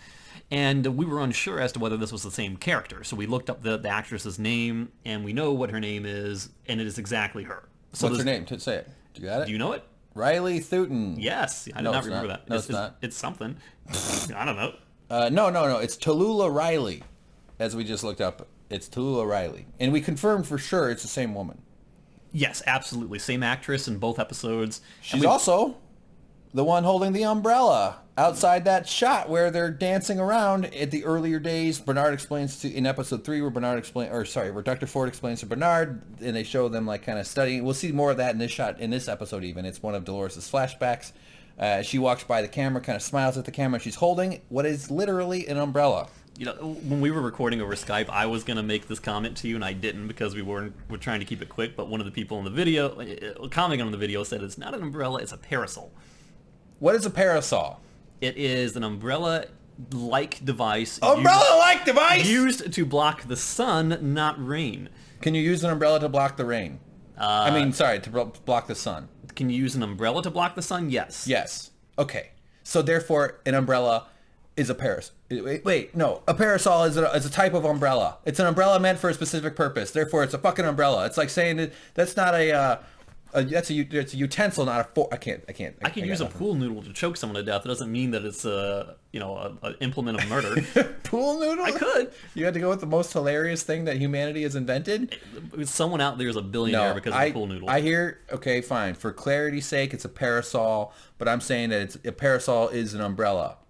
Not all umbrellas are parasols, but all parasols are umbrellas. What do you call a roof? That blocks the sun and the rain. You call that an umbrella? I don't think so. It's the fifth wall. The fifth wall. We're breaking the fourth wall right now, James. But I think the parasol the umbrella in this case, actually had lace and crap on it and holes in it. So I think that the rain would get through. Okay, so call it a shitty umbrella. And they're in the desert. Yeah, I know. Okay, fine. All right. We should show. I'll put a picture on screen right now so people know what we're talking about. But man, I'm just disappointed that this is the second time in this video you've taken the side of a YouTube commenter over me, James. I want a divorce. Okay. All right, let's move on. So yeah, but anyway, we find out who this person is. She comes up much later in the episode. I mean, she's going to be with Teddy and Harris for the rest of the time. But we'll see a big reveal about it later. So she survived Wyatt's onslaught. Yeah, and which is unusual. Holy moly! But what is an important thing? What does the Man in Black say when he sees her? He says, you again? I guess they don't get tired of a pretty face. Yeah, he says, it's you. I figured they retired you. I guess Ford never likes to waste a pretty face. Yeah. So detractors to the theory that I'm trying to weave are going to say, oh, it doesn't matter because, you know, millions of people came into Westworld. Not millions, probably thousands of people came into Westworld off the train, probably met her as a host. Tons of people have probably seen her in various roles throughout the place. Just because we saw William specifically with her does not mean that he was the only one that could conceivably make a comment like that. But I think that nothing is done nothing is done not on purpose. On that accident. That it was intentional. That this is clearly something that they're going to point back to at some point in time and say, hey, why didn't you see that? We were making connections right here. See. So, in the interest of clarity, what is your theory here? My theory is that the Man in Black and William are one and the same. The Man in Black is in the present, William is in the past. But what does that got to do with her? In this way. In this way, this is probably the first time, because we know that William first came into the park for his first time when he was with Logan. Yeah. And we know the Man in Black didn't come back to the park until 30 years later. Oh, right. So That's the connection. He hasn't seen her in a long time. Yeah, I got it. That makes a lot of sense. So if indeed the William timeline that we're talking about is way long ago, that would have been his first exposure to her. Yeah. And therefore he remembered her in this moment now that we're looking at... And he remembers her from a long time ago, so he'd be like, I thought they would have retired you by now. Old, gross, wrinkly William is really the other name for this guy. Now, also, I want to point out, and I don't remember the commenter's name, someone clarified that the timeline is actually not the word we should be using. We should be saying time frame. Because if you think about timeline, it's like two divergent timelines, like when they reset Star Trek, one of those. That's true. Time frame is more just like, this is 1981 to 1984, and we're also talking about 2016 to 2018. Say time periods, Yeah, I'm fine with timeline. I don't think anybody thinks that we're talking about separate divergent timelines. No, I think we use that term because we both. I mean, you much more so than I do, but we're both. I'm like a little tiny grain of sand editor and you're like a major behemoth editor, and we think of timelines. Yeah, we work on timelines for editing is what you're saying. Yeah, no, I get it. I just think I thought that was a good not necessarily important, but I mean it's still a worthwhile thing to point out. Yeah, meaning like I'm still going to say timeline, but time frame I think is also good for this in this context. The reason is because with writing, my emphasis is always on what's most clear, and I don't think anybody's confused when you say timeline over time frame. Yeah. In the context of discussion. It's a valid point, I would say. Though. Indeed. Now let's move on. Okay, so we got a bunch of bodies and shit, and so the woman is their thing, and Ed Harris hears a noise. He walks over, rustle, bush noises, and what could it be? Oh my God! A huge scary monster has been living in the woods. It's a giant man wearing a bull helmet hat. Yeah, we can see that based on the coat that he's wearing that he's one of these Confederate type guys. Yeah. Or Union. It's hard to tell because Union kind of wore blue. Confederates wore like a darker gray color. But he's obviously part of the... he's part of Wyatt's group. Wyatt's gang, yeah. It sort of fits with that whole big old mass Civil War soldier thing. And the whole time he's attacking, he's making these like guttural bull-like sounding noises. One. Let's hear one. That was a bull. That's exactly what they sound like. I'm so glad you did that. I thought you would say no. No, he goes... That's Scooby-Doo. Yoink! Okay, Scoob. Row. All right. Yeah, and a bull's main line of defense is to shoot blood out of their armpits. Yes, that's how that works. It's how they mark their territory as well. Yes, indeed. This is actually not his armpit. That's his gonad. Uh-oh. They're a very weird animal. No, but so Ed Harris actually gets beat. He gets smacked. Teddy pulls out his gun and starts blasting him. As we see there, that's Teddy shooting. I'm going to back up one more. That's him doing his best Kool-Aid dispenser impression. Look at this mask. Are those bones? Those look like bones. Those could be. Who knew? They used bones to make the face lines. That's pretty crazy. Not a really great pointing. Like this bull, like they should be pointed forward, and then he could lean forward and turn and run. I know a lot of people won't get this reference, but it kind of reminds me of a helmet from the video game Destiny. Okay. Because the biggest criticism of that game in helmets is that there's usually not a lot of eye holes. It's like, how do you see through that thing? Yeah. And I'm looking at that and I'm thinking the same thing. I see an eye hole right there. It's kind of tough to spot, but we'll brighten it up too in the editing. It's a little dark on our screen here. Not, But yeah, also not a real efficient though. This is the horn thing. That's got to be tough to get through and crawling under bushes and stuff. Yeah, and there was something about this I wanted to mention in the short video. I didn't have enough time, and someone in one of the comments mentioned, he's like, "Hey guys, you missed out on this." But There. I promise you, at least I did think about this. Oh yeah, Okay. there's eye holes. It did remind me a lot of Theseus and the Minotaur from mythology, Okay. because the whole thing, the Minotaur was the guardian of the maze. Okay. Yeah. And this is Wyatt is an adversary trying to keep people away from the maze, and this is a perfect symbolic gesture of that. Right. An overwhelming force who's a giant bull-headed monster minotaur. Yeah, and not only is the imagery of the bull head, but they're actually making the bull sounds. So it's like they had to have intended that. It seems pretty clear, on purpose. I mean, is a minotaur the same as a centaur? No, a centaur is half horse, half man. A minotaur is basically a bipedal creature of mythology that's a bull in the upper portions and almost like a goat-like in the bottom. Right. So Well, I guess not goat, because bulls have hooves. they stand up it's like on their back Yeah, hooves. it's like an upright bull man. Yeah, a big old bull fucking It's a man. humanoid bull. Humanoid bull. I like that. That doesn't sound like bullshit to me. James, Nope. It sounds like bull. What's the opposite of shit? Bull urine. And if you've ever played fantasy games, a lot of times what kind of a weapon does a minotaur usually carry? I don't know. I've seen a lot of double-bladed axes that they use. And Oh, look what really? Look what this guy's Well, carrying. here, let's back up a little. There it is. Double-bladed axe. Do you think that's made out of shoulder blades? Because everything's made out of bones. Yes. James, if I was going to use you to turn you into weapons, I would kill you first, and I would say a ceremony. I would take a bite of your heart in order to absorb your soul. Then I would turn your femur and your shoulder blade into an axe. How does that make you feel? And I would fill your head with explosives and turn your head into a smoke bomb. I mean, an explosive bomb. All right, let's keep pushing. So yeah, that's a good catch. But then, so Teddy gets in there because his bullets didn't do shit. So he runs up and he starts fighting with them and goes, "Fuck you! I hate it!" And then Ed Harris does the Michael Jordan stab. You see his tongue is sticking out. Backstabs do double damage too. Yeah. Because his hat has that perk. Great video game joke Yes. by James, everybody.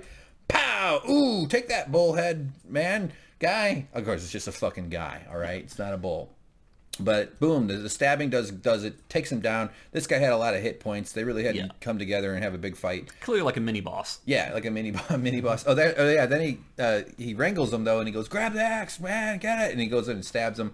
I'm glad I got that shot. I was just pounding away on the thing here during this fight. Teddy gets bonked. So Teddy had to be knocked away because the whole point of the scene is it's a connection that Teddy makes. Yeah, something very important is about to happen with the relationship between Teddy and Ed Harris, the man and Ed Harris.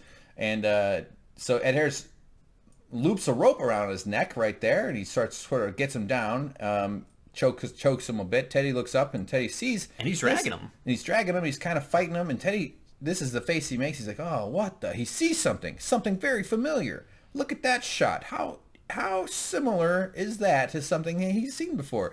As we know, the hosts are motivated by memories, and this is his memory. Oh no! Teddy was there when Ed Harris dragged poor old Dolores into the barn, and his entire motivation is to protect Dolores and is to go find her and rescue her. Dolores does look a lot like a bull. That looks like a bull right there. Oh no, it's a cart. Yeah, she's Teddy is Mario and she is the princess, and Ed Harris is the Donkey Kong. And you know what Princess Peach carries? Drugs. A parasol. A parasol. You mean a fucking umbrella? Can you put an umbrella in a drink in a delicious tropical fruity concoction? Yes. You don't put parasols in drinks. You put little paper umbrellas, and they're really bad at keeping the sun off you because then you just have a little tiny circular part of your head that's not burned. Were you talking about Los Angeles again? I don't know. Fruity concoction. Freaky concoction. I don't know what I said. I forgot. I've already moved on. So Teddy, this is him going, motherfucker, you hurt Dolores. How dare you? And that's a hat. That's the fight. I don't know. They get So Teddy grabs the axe. He does have to deal with his bull thing here before he can go off and deal with Ed Harris. And chop, take that. Bullhead man. There it is, James. Look, I think it is a shoulder bone. So does he use his own axe against him? Yeah, he uses his own axe. Yeah. That's where they got that axe. It's a bone axe, you're right. Yeah, see? That's why I was talking about your shoulder bones. Yeah. Although with your nutrition, it'd probably crumble apart like a tortilla chip. It would break apart from the force of the wind before it even made impact. It would turn into ashes. Yeah. Just in my hands, and I would go, James, no, it's all I had, and then I would put your body in the garbage disposal and move out. There they go. Boom. Got him. We won. That's the part where they killed him. And shit, that was crazy. Ed Harris walks right up and decks him. That's the shot of him being pounded. Well, I mean, Teddy walks up and decks Ed Harris. Oh, did I say Ed Harris? Yeah. Well, Ted Harris. Whatever. Ted Talk. Ted Talk walks up and fist talks him right into the ground. You're down, man in black. She's like, damn, these guys are fucking crazy. There's the knife. There's the little sword thing. And, well, Teddy ain't happy. What did I miss? We're good? That's pretty much it. Yeah. All right, next scene. Sylvester and Felix have taken Maeve up. They've agreed, and in order to not get seen, they've worn theater prop department camouflage clothing. So that tells us the people in behavior were black. Oh yeah, right. Like Bernard and Elsie, and they kind of dress Makes that sense. way. Yeah, that's right. And so they're here. So this is they're blending in. This is during the shift change. Remember, she's like, yeah, you got a window during the shift change. So she's giving them orders. She's like, right, four hallways over, down the door, and up the first star to the moon, and straight on till morning. And that's kind of cool. It's like she knows the layout of the place. It's like she's got it all. She's got her head. The schematics in her brain now. Yeah, she's probably been up here before. And so they're wheeling her through, and it's like it's a big caper. They really and Sylvester is not happy. He's just like, let's do this fucking. Let's turn this bitch off and brick the fucking get out of here. This sucks. So they hand over the thing. Look, she's got a last name. Yeah. Maeve Military. Very cool. Host shutdown override. Yeah, so they're basically saying that if we want to tweak your behavior, we need to shut you down to reboot you with the new settings. Yeah. So that's the first step. And when she is working on the laptop or on the tablet here, she's really quick. Yeah, you don't get to see what she's really doing. Yeah. She's like Neo if he were a computer programmer. Swipe to authorize protocol. Yeah, swipe to authorize protocol. We'll run host system override. So host shutdown initiated. I think she hit continue. And so they're just like Sylvester just thinks he might finally be done with this whole thing. And she hands it over to Felix. Shutdown systems, all systems, awaiting check confirmation. All right. Approve request, deny request. So I always like to look around at these things. I got some, what are those? That's when they find like nails in people's buttholes and stuff like that. So I guess she has her own tech ID now, which is kind of interesting. Is that new? Yeah, because you see her host ID is right here, but that's different from her tech ID. Well, this is Felix's tech ID. He's the tech. But I think they gave her administrative privileges. Oh, I don't know. Or maybe she logged in as them. I don't know. Well, we're not the fucking IT department here at Westworld. We don't know. This is who knows. I'm not trying to disagree with you. I just. Yeah, all right. We could look back at a previous video to see what the tech ID was. I don't think people really care, though. I don't think it matters at all. So what's important is right here. Warning, shutdown host. Continue or cancel. Well, James, what do? I think they're going to shut her down. Yeah, they hit continue. Yeah, he taps on continue. And the plan is that once she's shut down, that's when you brick her. Yeah. Well, that's when they have to do the thing. Yeah, so they shut her down, and she actually looks at Felix or at Sylvester. She says something creepy. She calls him by name and says, Sylvester, good luck. Good luck. Like she knows he's up to something. Yeah, she knows his true intentions. Yeah, so shut down. He does tap that. He taps that. Yeah, he definitely hit shut down. He taps that ask. That'd be a good name for an advice podcast. Tap that ask. There she goes.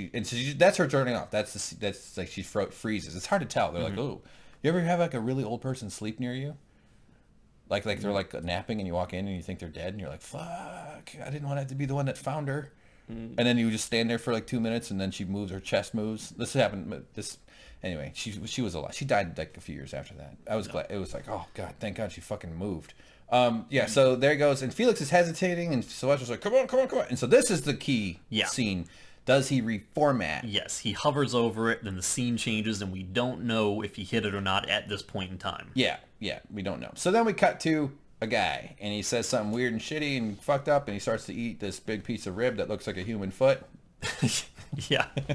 And he's correcting, he's like talking about wanting to eat the leg, and he goes, no, use the word moist. Moist is better. And because he said the word fresh. Yeah. I like the word fresh. I gotta say fresh is a little better. Moist is, some people don't like the word moist for some reason. I'm not sure why. I think it's perfectly adequate for many applications, like when you spray the countertop or when you're on a date. It's totally fine. And he's like, say moist. It is better than say moist. I am the guy. And then he freezes, and we hear the shutdown noise. We hear the, and he just hold. Now, does the actor have to hold still during this whole scene, like this guy? Yeah, Sean Bean cannot move the whole time while they're doing that. That's Sean. You're calling him Sean Bean? Yeah. I guess a little. That's if Sean Bean had a baby with Ewan McGregor. Yeah, okay. He's got Ewan McGregor's eyes, but he's got Sean Bean's hair and sense of fashion. Boromir. Did you go with Boromir? I could have gone. Eddard Stark. With Eddard Stark. Fucking A. Turn your card in. They both end the How same dare place. you. Look at the whiskey over here. What are those glasses? Those like eyeglasses? It does look like eyeglasses. Or that's some sort of weird cover for two cups that are next to each other. Rye whiskey, gin, and some kind of whiskey. One of these said Lawrence on them in a previous episode. That was why I'm looking at that. So this is clearly Lee Sizemore's office. Yes. He's the head of narrative. Yep. So he thinks very highly of himself. And he's been tasked. He informs Charlotte that he's been tasked to make a new villain for Ford's new update. Yeah, and he does say something that I love that I picked up on the second time watching this, where he talks to the person, to the host, and says, "Once more with feeling." Yeah. Now, what's that from? I didn't recognize that. That is a very, very famous line from The Good, the Bad, and the Ugly, which, was one of those spaghetti westerns shot back in the day in, I think it was 1962 or 67 or something like that. I don't know. And the only person who was actually speaking English, I believe, was Clint Eastwood. Everyone else just did their dialogue in their native tongue. Okay. And it was shot in Italy, so a lot of that, I believe, was Italian. I think I could be That's wrong why they about call that. it spaghetti western, right? Yeah, probably. I don't know. Lasagna western? Yeah, What I think the fuck so. do I know? Yeah. So they just dubbed over the voices in post. Oh, and yeah. there was one scene where I think it was a guy playing a violin or something, and they were trying to match the words with his mouth as much as possible, and they didn't know what to put in there, and one of the dialogue guys came up with making him say, make him say "once more with feeling," and that's what he says to him. Oh, okay. And it stood out as like one of those great cinematic moments, one of those little pieces of unique cinema trivia. They're the original bad lip reading. Yeah, kind of like that. yeah. And the fact that it was The Good, Bad, and the Ugly, a Western, this is Westworld, I feel like there was a little bit of an homage being played there. Yeah, it seems like it. Yeah. I mean, they could have ended, if spaghetti westerns are called that because of the Italy thing, they could have called them Italian meatball westerns. Yeah. Make me hungry now. That's my response to your illiterate fond memory. Yes, but before you move on. I know. Are you pointing at this guy? The bull? And he's up there too. Yeah, he's right there. So that brings he's got in his a own theory. baseball It's card. like, we know that Wyatt and his team was a narrative driven by Ford. Yeah. We know that Ford, and we'll find out more about this kind of... Oh, and this is the guy that was up against the tree. Remember he got shot in the head? Oh, was it? Yeah. We saw him when I don't remember exactly the moment, but he's alive, and they walk with him. He's covered in flies. Okay. And then they get shot at by Wyatt's people, I think, and he gets shot in the head. Sorry, go ahead. So we know that Lee's narrative is divergent from Ford's narrative. We know that Ford is not actually going to be using Lee's narrative. He's giving him busy work, which this is what this scene is going to be about. Yeah.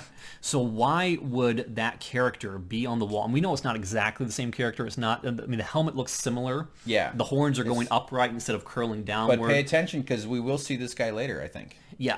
Yes. So was. Oh, look, it's her. Sorry, Yeah. I keep interrupting. Yeah. That's Riley Thalula. Mm-hmm. Yeah. So is Ford reusing elements that were from prior narratives to serve his own narrative? Was this someone who was created by Lee Sizemore in the past that he's also reincorporating into the narrative that he's writing? No, I don't think it's any of Lee's originals. I mean, maybe some bodies or something, but it looks like he's just working with Ford's toys here. Okay. If is that the same kind of... Yeah, it seems odd because the Minotaur character we clearly know is part of Ford's workings, and yet we're seeing him on the wall. Well, he's Much working better on shot Ford's there. thing, though. He's not doing his own thing. That was the whole point of the scene, was that he says to her that I'm making a villain for Ford's new thing. Right, but it seems like he was doing it. I interpreted that he was doing his own thing, putting his own spin on something for Ford. But she comes in and tells him, "Oh, you silly little petty man! Ford is not going to use this. Ford is just keeping you busy while he does all the work himself." That's right. Yeah.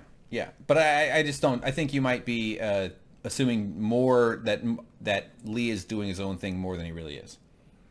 He's not. He says, "I'm working for Ford now." Because remember, he went and got drunk and he got angry and all that whole thing happened. Because Ford told him, "Make me a villain." Yeah. And so he's working for Ford. Yeah, but she's saying, "Oh, you're stupid. This is not Wyatt here. Yeah, this is not the villain." That's true too. Yeah, and then she says, "I'm going to frame myself in front of the moon just so it looks really cool." That's not the moon. That's some kind of. I think that's the map of Westworld, probably. Yeah, very easily could be. One would assume. It'd be weird if they had another map. So she's basically lets him know that, no, dumbass, you're just being played here, idiot. You're not really doing a thing. I have something I need you to do. And she walks off and she's like, whoa, oh, really, what? And so he follows her. She says, show, don't tell. Yeah, because, I mean, show, don't tell is like a writer thing. You don't explain your exposition inherently. You explain by showing, basically. Yes, exactly. That's why my OkCupid profile is just a picture of my dick. Sorry. She says that Ford is digging up a town on the edge of the park. He created masked men. and that Wyatt is the end-all villain, is how she described him, and said, clearly Wyatt is the villain. This is not Wyatt. What you're doing is busy work. This is going to be scrapped. Come and do a real job with me. Yeah, yeah. But of course, he's intrigued enough. He wants to, in this case, is sort of left here to just almost eat his lunch. Yeah, and he's got a really crappy office where only one of the light panels works. So he's like, oh, come on, I'll go ahead. Yeah, well, there's one there, I think, over the corner. That's funny.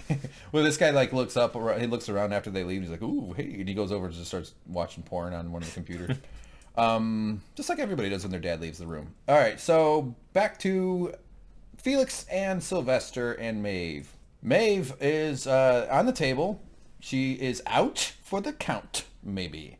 And they've done their. What's happened? What we haven't seen them do is the reboot, reformat thing. Well, does he wipe her or not? Is the question. At this point, we're led to assume that she has been wiped, because what Sylvester is saying is that he's saying, Maeve was just a host. Things ended the way that they had to. This couldn't have gone any other way. We did what we had to do, and let's move on. Yeah. Of course, it's so stupid for Sylvester to let Felix make the call if he really wanted to make sure it happened. But again, these guys aren't known for their intelligence here. He's only a number 14, as she even reminds him. But of course, what happens? Oh shit! Naked Maeve is up and she's mad. She did not get wiped. This is the least surprising thing in the And this is what she meant by when she said, Sylvester, good luck, because she knew that she was going to pop back up. She knew what he was up to, and that's what she said. She said, even at a 14, you were no match for me. Yeah. And Sylvester responds by trying to get Felix to pull his finger. So Maeve says some crazy shit, and I don't remember. What did she say? She said that basically Felix betrayed Sylvester. Yeah. And Maeve says that Felix and her have tinkered with her core code, and she now has abilities she didn't have before. Yeah. So before she demonstrates one of her new abilities, which is going to happen in the next 2 screenshots, which we're not going to jump to just yet. Almost. She says, he says that he's basically giving up. He's saying, okay, you know what? You're awake. You know everything. You're smarter than me. You beat me. You're going to walk right out the door. You know what? I'm okay with it. Go ahead and do it. Yeah. I don't give a crap anymore. Just go do what you're going to do. Yeah. Because he feels threatened. He feels like he's in danger at this point. Well, he's got no other plans. Yeah, so he's completely surrendering, saying, you know what? I'm not going to try and stop you anymore. You bested me. Do what you're going to do. Yeah, she's like, you were no match for me even at 14. Yeah. I'm a 20. And so then she does decide to, she goes, when I get back up top, wait till I show you my real new skills. But meanwhile, I've got another new skill to show you. It is quick surgery. So she picks up a scalpel and she slices his neck. And he goes, oh God, my jugular. I can't believe you did that. Which when you do it really slow, it shows that nothing happened to him. Right there. Well, but the thing is, when you whip right through someone's skin, it does, like when you cut someone in half and then they stay together for a moment and they slowly slide into 2 pieces. A lot of experience with this. I've been around. Yeah, I used to be a katana manufacturer. And slick. And then, but that there is a cut. Yeah, they got to edit around so they can go put makeup on his neck. James, come on. Or do some computer makeup or something, however that works. She says, you jerk, you're down. And there it is, James. Are you happy now? Are you happy he's finally oozing life-giving fluid out of his neck? Are you fucking happy, you psycho? I never liked that character anyway. You maniac. Why don't you go trap a girl in a well in your basement? It puts the lotion on its skin, nutcase. Or else it gets the hose again. Oh God, I didn't even know. All right, so he's down and he's bleeding. Oh fuck! And Felix is of course like, shit, man, this is crazy. You can't, what? So basically, Felix looks at him and says, "You said you wouldn't hurt anyone." Yeah.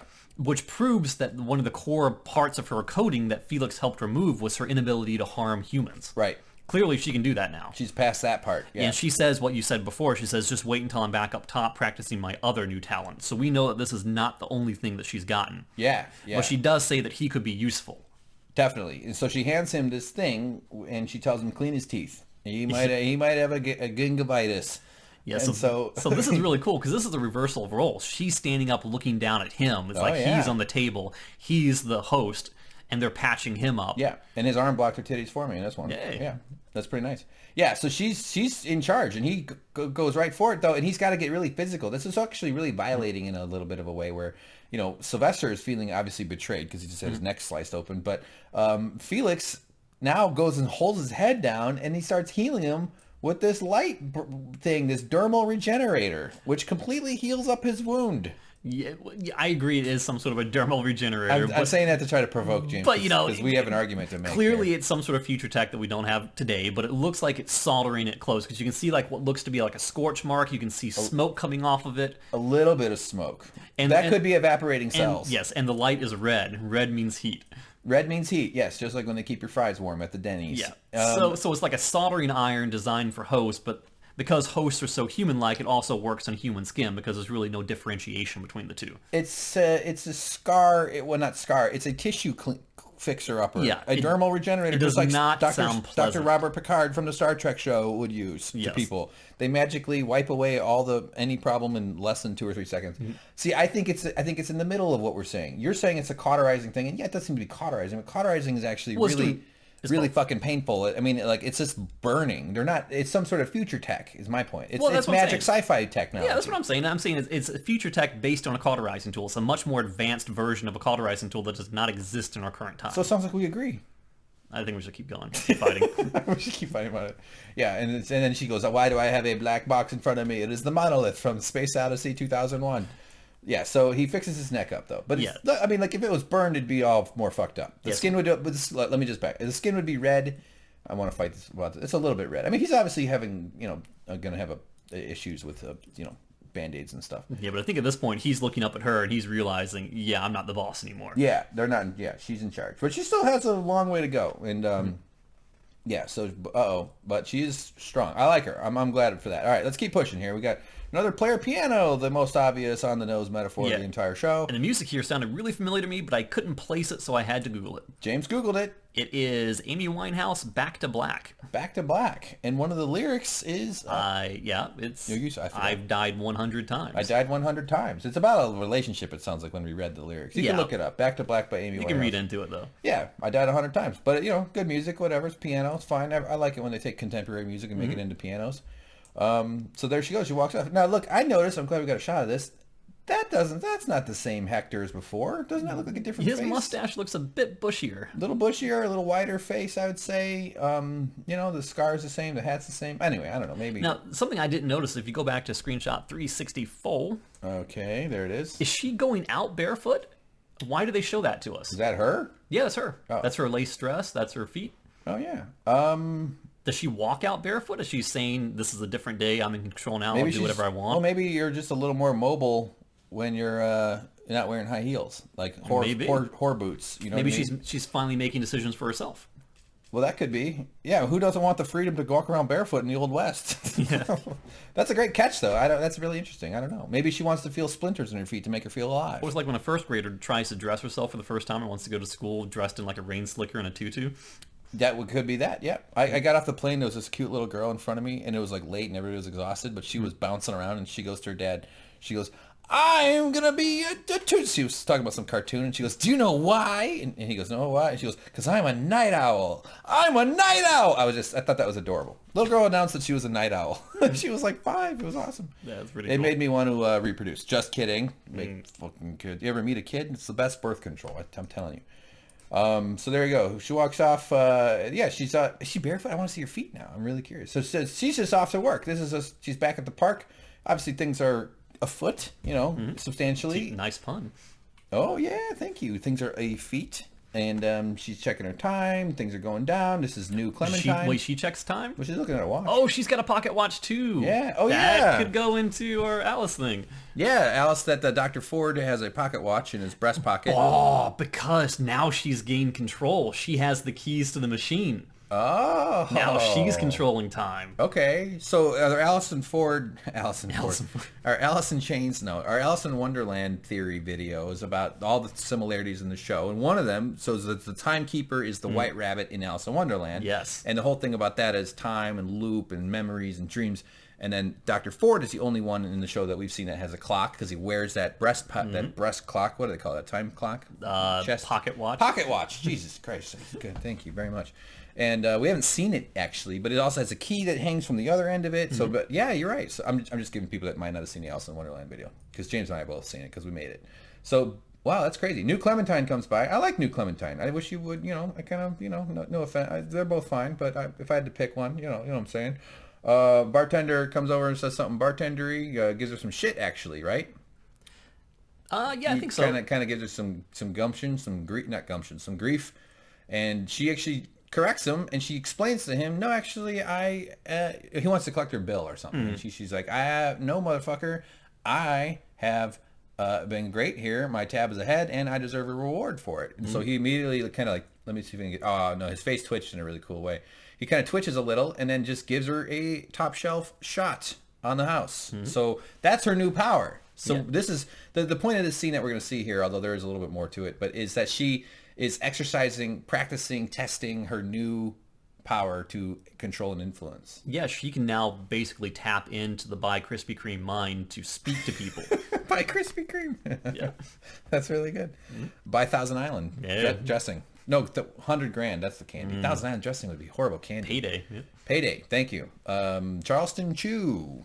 All right. Toblerone. There. This is what we talked about, James. Yes. Remember earlier before when I said she saw the little girl, and when I said she didn't see the little girl? This is the moment she sees the little girl. But that's not, like you said, that's not the same girl from her past. No, it's not the same girl, but it's a daughter, someone's daughter. She sees a little girl. She probably dressed up the old period costume. It'd be weird if she was wearing Oshkosh Bagosh or some shit. And so she walks by, but that triggers this memory. So all of a sudden we're back into Thandie Newton's brain. That's the actress, Maeve. And she's with her daughter again. And she's, oh, well, no, this is not a happy memory. They're running. This is where Ed Harris is on the prowl. They're running. It's scary. Oh, crap. And it's really terrifying. They hide. She grabs a shotgun. She slides down. Her hair sticks to the weird wood there. That's creepy as heck. I know, that is super creepy. In a still, it's really weird. And oh man, Ed Harris comes waltzing in, son of a bitch, with his black hat and his black coat, and she goes, "Oh, run, baby, run!" And the girl gets up and she shoots. Nothing happens to Ed Harris. He's totally fine, and it's no good. Things are going to hell real quick. But then, boom, she's back.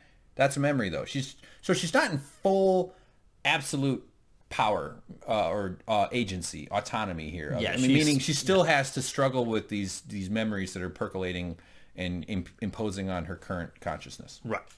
All right. Anything else to add? No. She, like I said, she's more in control than ever before, but she's not completely in control, like I said. Right. So she, I don't remember what she says in these few shots here. Well, she tells her to go. She goes, "Hey, oh yeah, this is interesting too. This is very writerly too.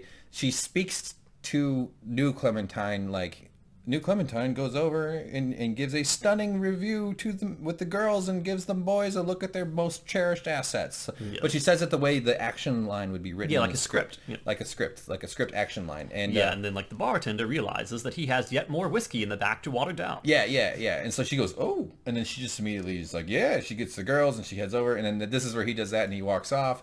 So she can just tell people to do whatever the fuck they want. Right, and then again, this plays, and I'll say it correctly this time, this goes to the whole bicameral mind thing, where it's the voice of God, basically. The by nougat mind? Yes, yeah. The by Milky Way, Snickers, nougat, Thousand Why do you have me saying Thousand Island? What's Thousand Island to do with... Because $100,000. Oh my god. We got $100,000 and Thousand Island confused. Okay, her by Baby Ruth mind tells her that she can now speak directly to their core consciousness. Yeah.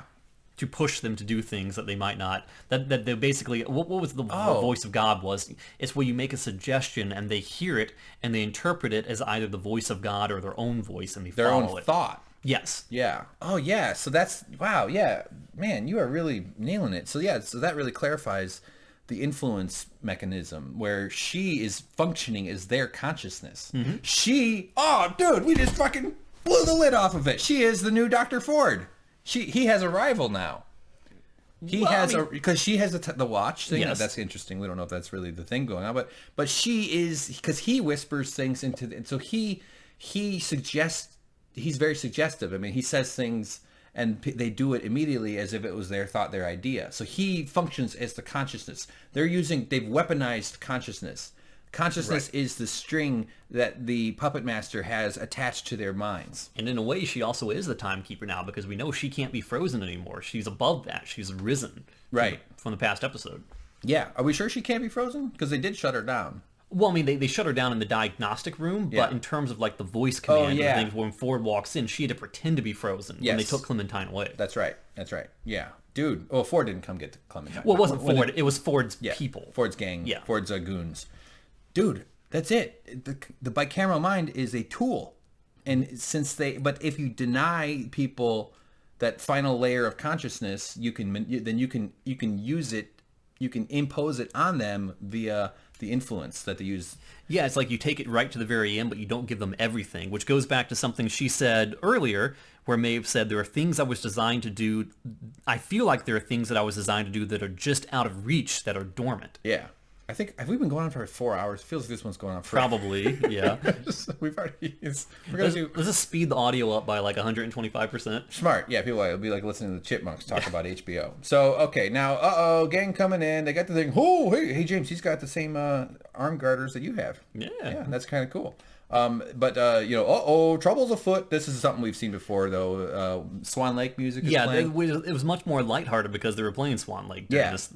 It gave it that sort of theatrical kind of performance-y sort of moment. And this is not a shocking thing because at first when you see the massacre, it's a shocking thing, but we've seen this before. Yeah, this is one of the planned events in the park. So the sheriff, that's the sheriff guy, walks up and goes, "Hey, what are you doing there?" He goes, boom, pow, take that, sheriff. He shoots him right in the back, or through the chest. We know that Hector and Maeve have had conversations before.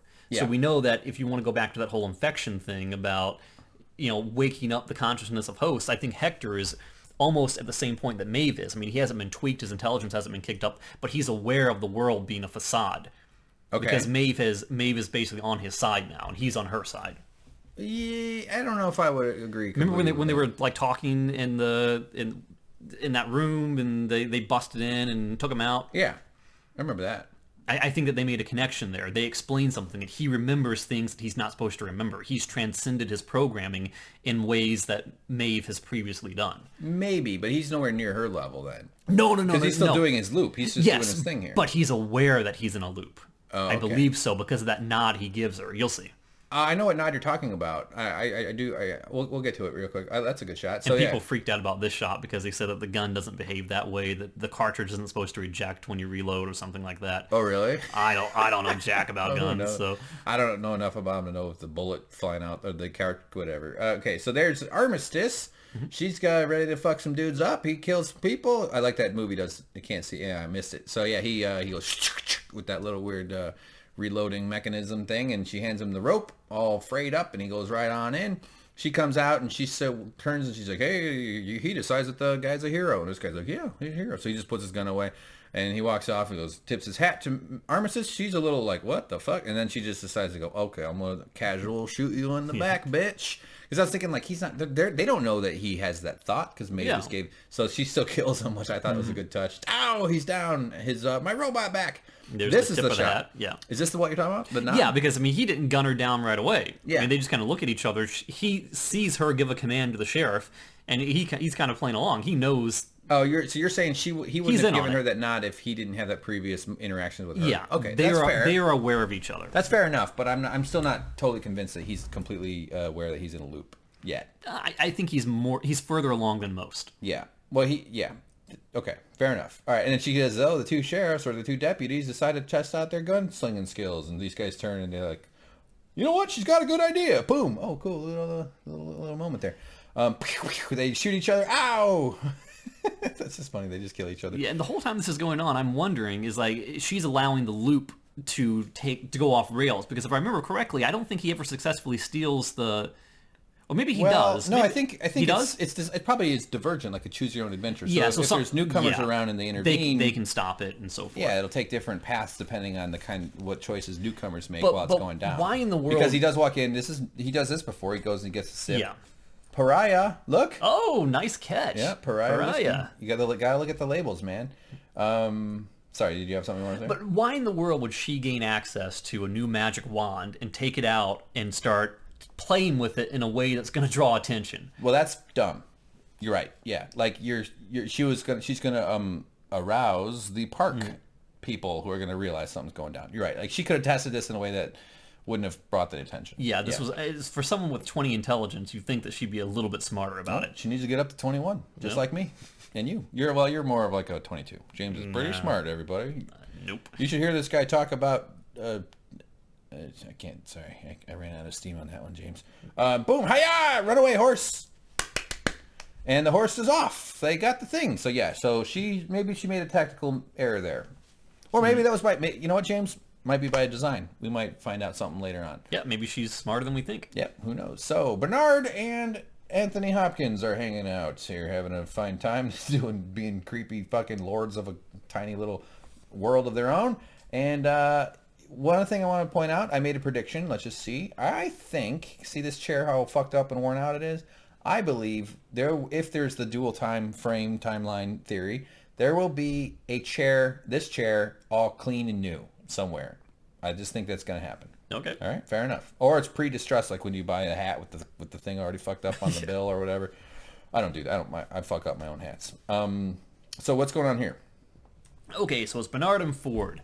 And Ford is telling Bernard that now that Teresa's out of the way, and now that Hale is kind of, at bay, we can work on a new narrative with no impediments.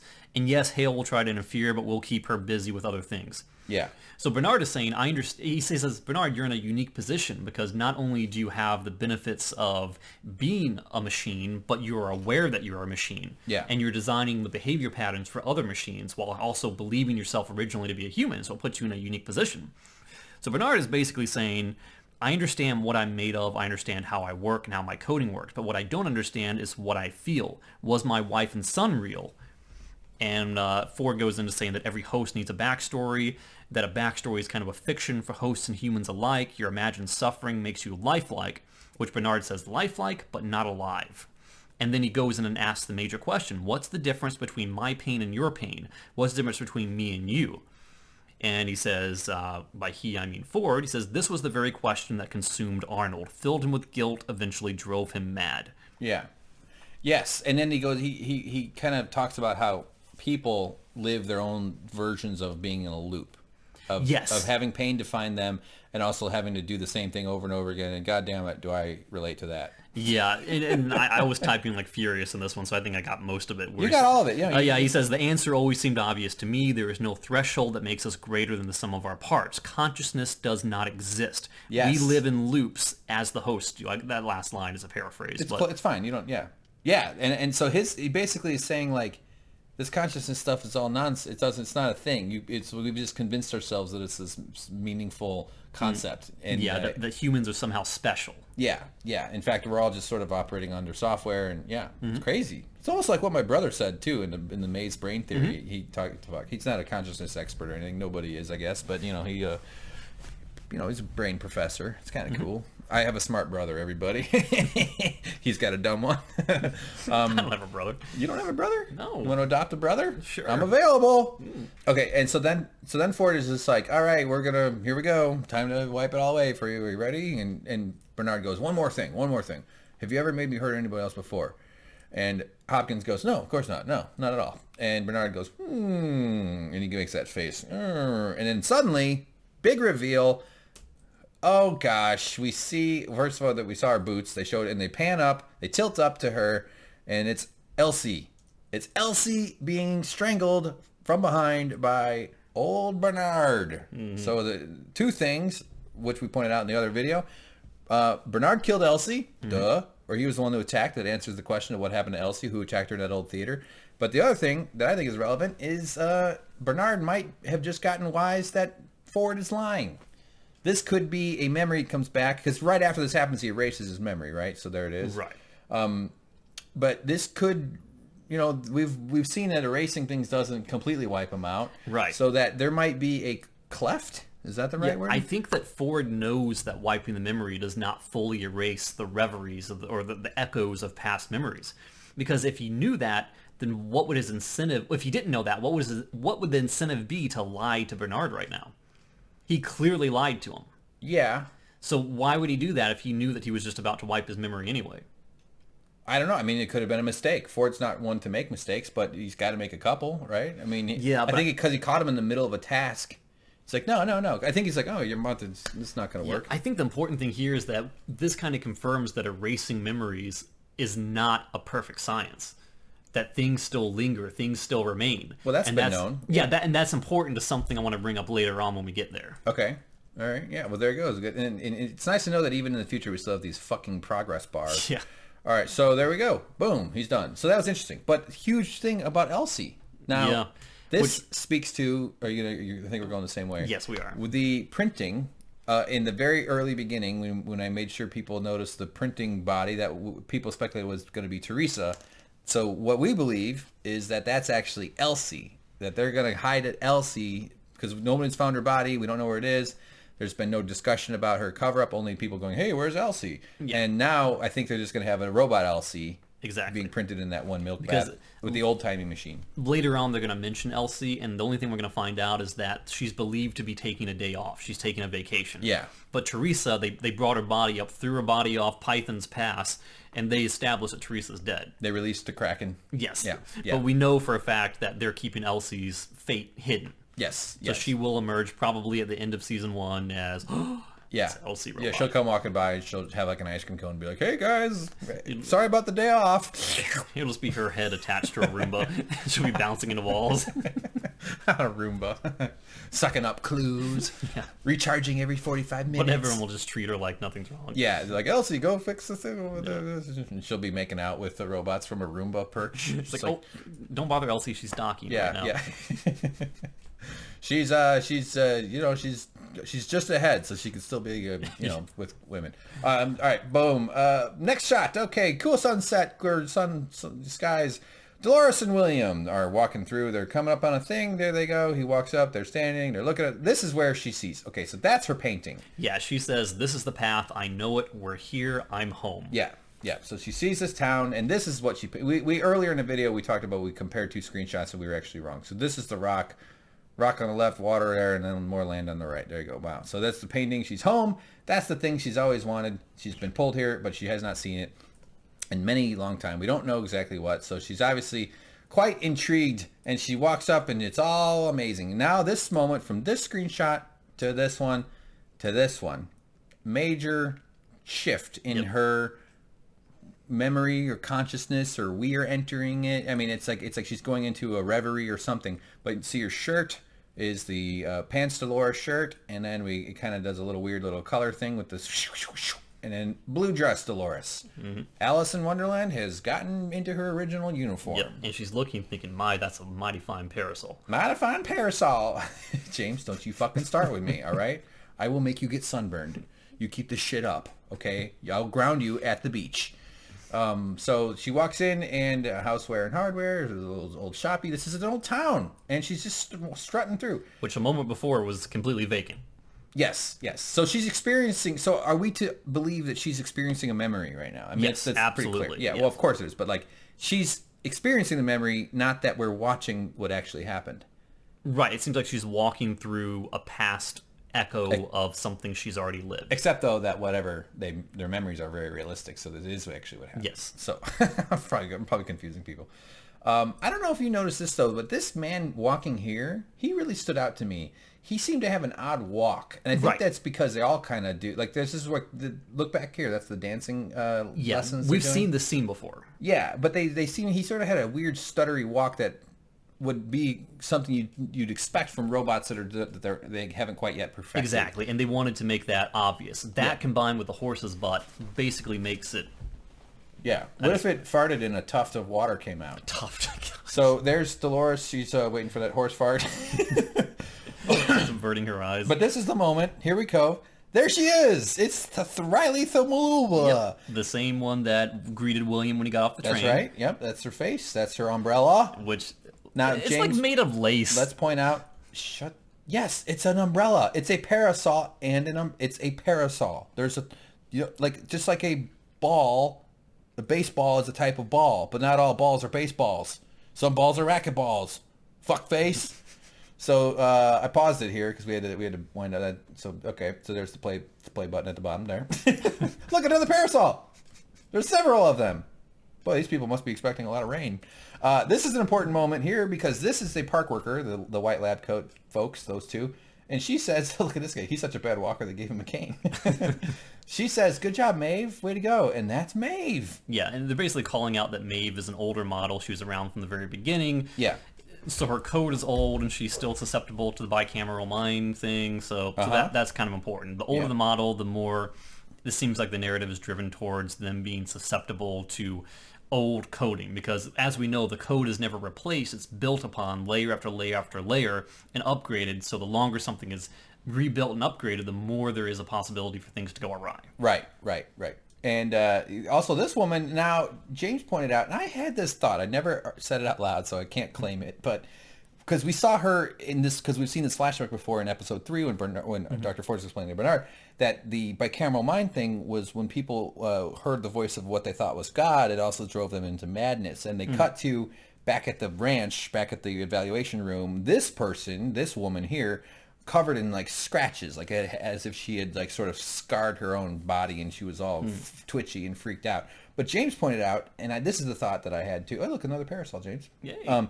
Is that this is Armistice? Is this the same actress? I'm sure it's easy. It looks very similar to her, just without the snake tattoo. For sure, this is like the girly version of the maniac snake tattoo covered person. So yeah, so she's I think it is, honestly. I mean, we could confirm it, but I'm pretty sure it is. I also see a purple parasol. Purple parasol. I got a purple pair of balls.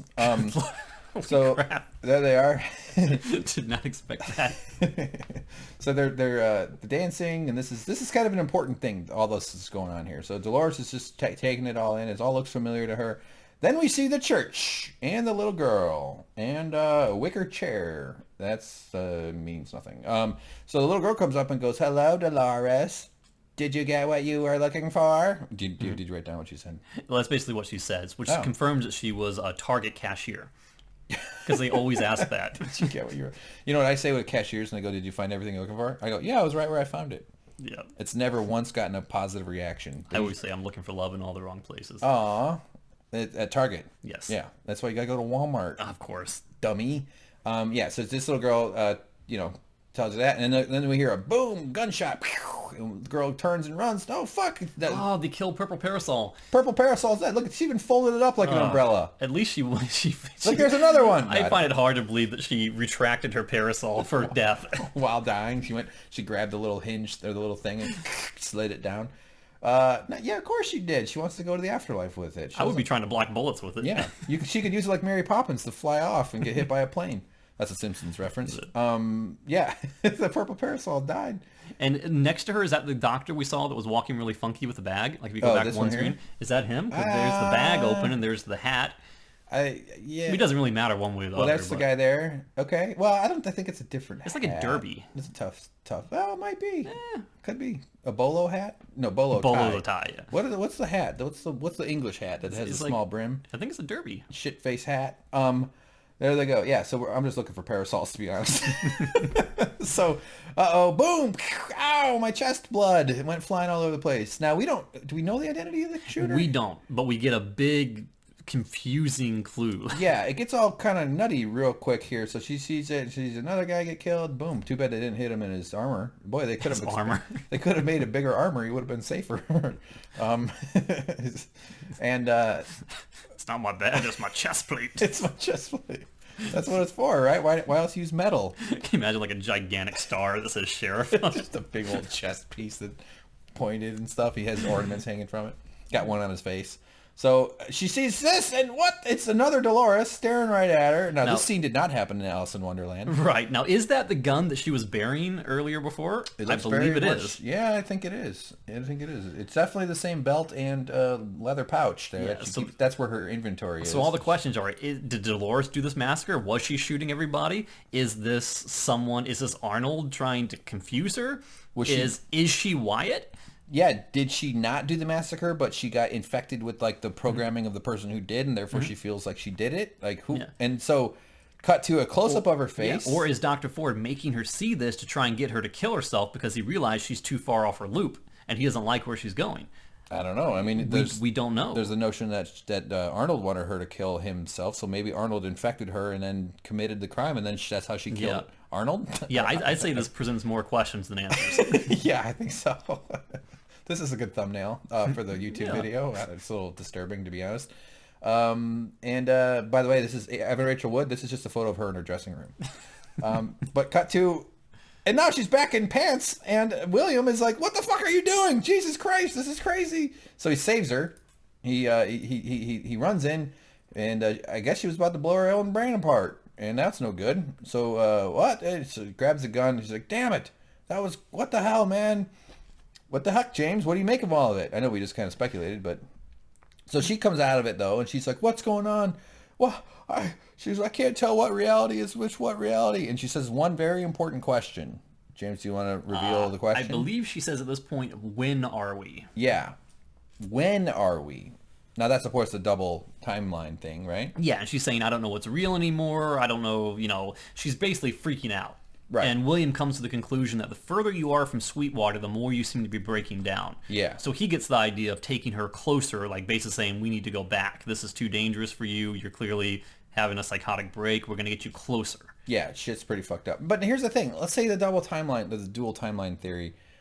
If this is all occurring in the original, because we still have young man in black, right? William is... Yes. Why would she be having memories of a massacre that hasn't happened yet? No, that happened a long time before, because we know that... Well, the church is buried. Yeah, we're led to believe that what happened back then is before the park opened. There's the hosts are still robotic. They're still tweaking them. They're still, still setting things up. Okay. Animatronics aren't all that perfect yet. So that happened before the park opened, because as you remember, Arnold died before the park opened. Yeah. Oh, he did? Yeah. Oh, okay. So all this is still ancient history compared to this point in time. So really, you can say this is a 3-time period thing. There's pre-church, there's church unburied, there's Dolores and William outside the buried church, and then there's present day with this church that's still buried but is being covered. Yes, this Man in Black unburied, time. Where the Man in Black is in time, and also where Bernard and Teresa are. Yes, the killing of Teresa. Mm-hmm. Although we also know Bernard was around for a long time, so he could have. Man, I can't fucking handle this thing anymore. Yeah, so you're right. So he's like, all right, he's a little calm. He's a little too calm for me. I'd be a little more wigged out by that if I saw a chick do that. I get freaked out when girls, stub their toes and stuff. Yeah, so they run off and or no, she's all wigged. She's really having a meltdown though, and understandably. Yeah, she goes, when is this? Is this now? Am I going mad? Are you real? It's like I'm trapped in a dream or a memory from a life long ago. Yeah. This is what Arnold wants. He wants me to remember. Yes. And I will point out, though, that it's awful nice that he gave her back her gun. Yeah. And I like the fact that they reference that this is really a buried town, because not only do we have the steeple there, but we have the tip of a roof poking out of the ground right there. Yeah, that's a good detail, for sure. And these are the same rocks where Captain Kirk beat up that green monster. Yeah. Yeah, so he gave her gun back. That's not... When someone tries to kill themselves, you don't be like, all right, you just be good with that razor blade. Just promise you won't cut your other wrist. It's crazy. But, of course, I feel bad for her. She's a good actress, man. I hope she's going to definitely win the Oscar for Best Performance by an Actress in this show. Or the Emmy. Shut up. Why do you got to correct me? So, yeah, this is him saying, we got to get out of here. And there's the church. Not spotting anything there that needs to be pointed out about it. So, okay. Black screen. I'm not sure what that's about. Why is there a black screen? Yeah. She blinked. That was her POV. She blinked. And then they run off. That's the part. There's the house James talked about. The church, and there they go. There's some sticks. James, sticks. Hey. What do you make of that, huh? Yeah, so this is after William said that, hey, we need to get you out of here. So they spot what looks like a Union scouting party. Yeah. Oh, right here, yeah. Yeah, and they're saying, oh, this is perfect. Maybe they can help take you back to Sweetwater, take us back to Sweetwater so we can go back to civilization. Yeah. Rumble, rumble, horse, horse, horse, clop, clop, clop, clop, clop, clop, clop. And they run up, and who is it there? Uh-oh, we get a reveal. It's the Logan. Yep. A.K.A. the Hand of the King. Yep, we saw that at the same time. I know. I said it first, though. I was in the process of typing it. I was like, God dang it, he beat me to it. I was taking the screenshots. We work hard for this. Mm-hmm. I said, hey, look, it's the Hand of the King. Check that out. It is totally like the fist holding looks like a... But you get a look. I think we have another shot. It's kind of a, I don't know, it's sort of like it's a nail, and it's wrapped around, it almost looks like a wire coil. It kind of looks to me like a fancy cavalry saber. Oh, maybe. It's a very masculine brooch, though, James. That's back when men could wear brooches without being made fun of, and honestly, I wish those days would come back, because I got a great collection. My grandma gave me lots of good stuff. I didn't know men wore brooches. Opal, and, well, they used to. So there they are. But it's Logan. Logan has a good reason to be pissed, because there it is. That's the kind of, see, it's a nail. That's not a, whatever the hell you said. It's also he's got a coin. That looks like a quarter. Somebody must have thrown it at him real hard. That's why it's stuck, or it's a button. Yeah, so these guys are in trouble, though. This is bad news for Dolores and William, because Logan is a maniac, and he's angry, and we'll hopefully see a lot more in the next episode what happens between these guys. Anything? No. Right. He basically looks at him and says, you guys are effed. Effed. Say fucked. No. Fuck. James won't swear. James fucking won't swear. I swear I won't. You just were, you sinner. You're going to hell. All right, so back at the ranch. This is our sub-level 83, my favorite sub-level of all. And door opens. It's Charlotte and Lee Sizemore. I blacked out all the tits and the dicks and the gonads and stuff and everything else. And hopefully we didn't miss any. This is not even sexy nudity, James. No, this is not like me yeah. most mornings here. This is just gross body, gross. Vaginas are harder to spot than penises in these big shots because the penises poke out and the vaginas that go inwards. Thank you for clarifying that. I just mean like it's easier to see the wieners because they kind of they're like snakes versus ghosts. All right, that I don't know. There they go. Okay, that's the that's the wide shot of all of them, and I didn't have time to do all. So I just put a big black box over the whole shot. Sorry, everybody. I could have done them all.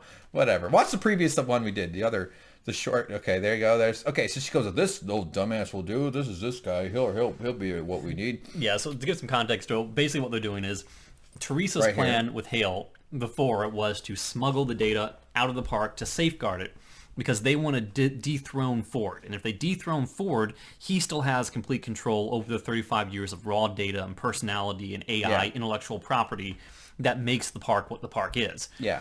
And they can't touch him as long as he's got his finger on the delete button. Yes. So they need to make a copy of all of that and get it outside the park where he can't influence it so they can make backups of it. Right.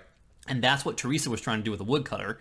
And that's what they were kind of both conspiring to do with the woodcutter. Yeah. So now they're saying, okay, what I need you for, referencing Lee Sizemore, is I need you to create a narrative that's going to take this particular host, who happens to be Peter Abernathy, and get him on a train and get him out of the park because I'm going to upload 35 years worth of raw data into his hard drive. Yeah. It's got 3. I was wondering if anybody would notice. And hey James, sometimes people have 3 nipples. Yeah. Yes, usually they're down here, but some people get them in the middle. Yeah. So like I said in the previous episode, they're going to use him like a data drug mule to get the data out of the park. Yeah. She even says once their brain's been wiped, they actually have a lot of room. A lot of storage data. Yeah. And he says all you need to do is build a basic personality for him and to get him out of the park. Now, something that worries me about this, and this is what I was referencing before, it's like if we know that wiping someone completely does not completely wipe them, then that means the hosts in storage here aren't completely wiped. Which means that all those past lives and past roles and past memories are still going to be there in a way. And if you give him 35 years worth of data built on top of what he already knows and what he already was, that could make him a very dangerous man. Dangerous, yes, for sure. We knew in a past narrative he was a cannibal even. So you want to create a mega superpowered cannibal?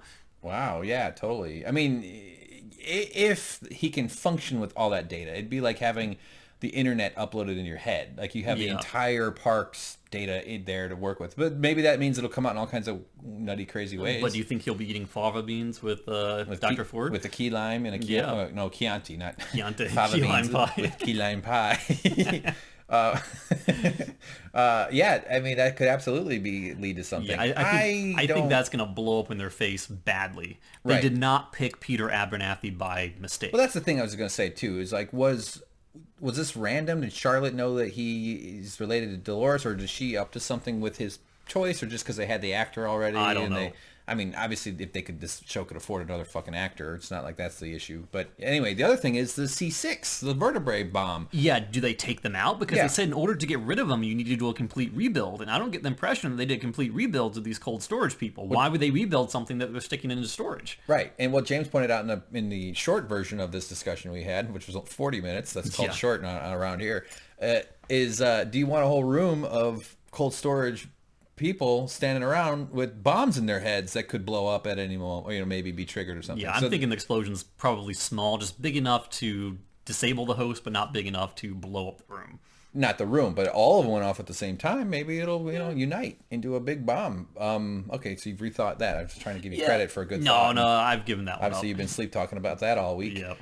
But yeah, it's so we'll see something with that. I predict that this Peter Abernathy won't do what you said might happen with like the bot with all the data taking over and turning him into some sort of Mumra or something.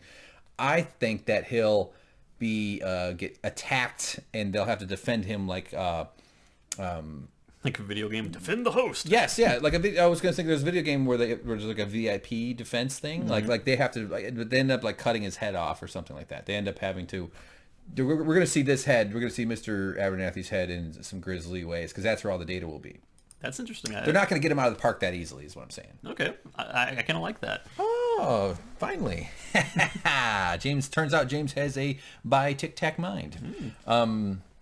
That's a candy joke, everybody. Yes. Sorry, I don't even know that's candy. After the whole Trump thing, you can't talk about Tic Tac. I know. This makes me... You say Tic Tac and you sound like you're about to hurt somebody.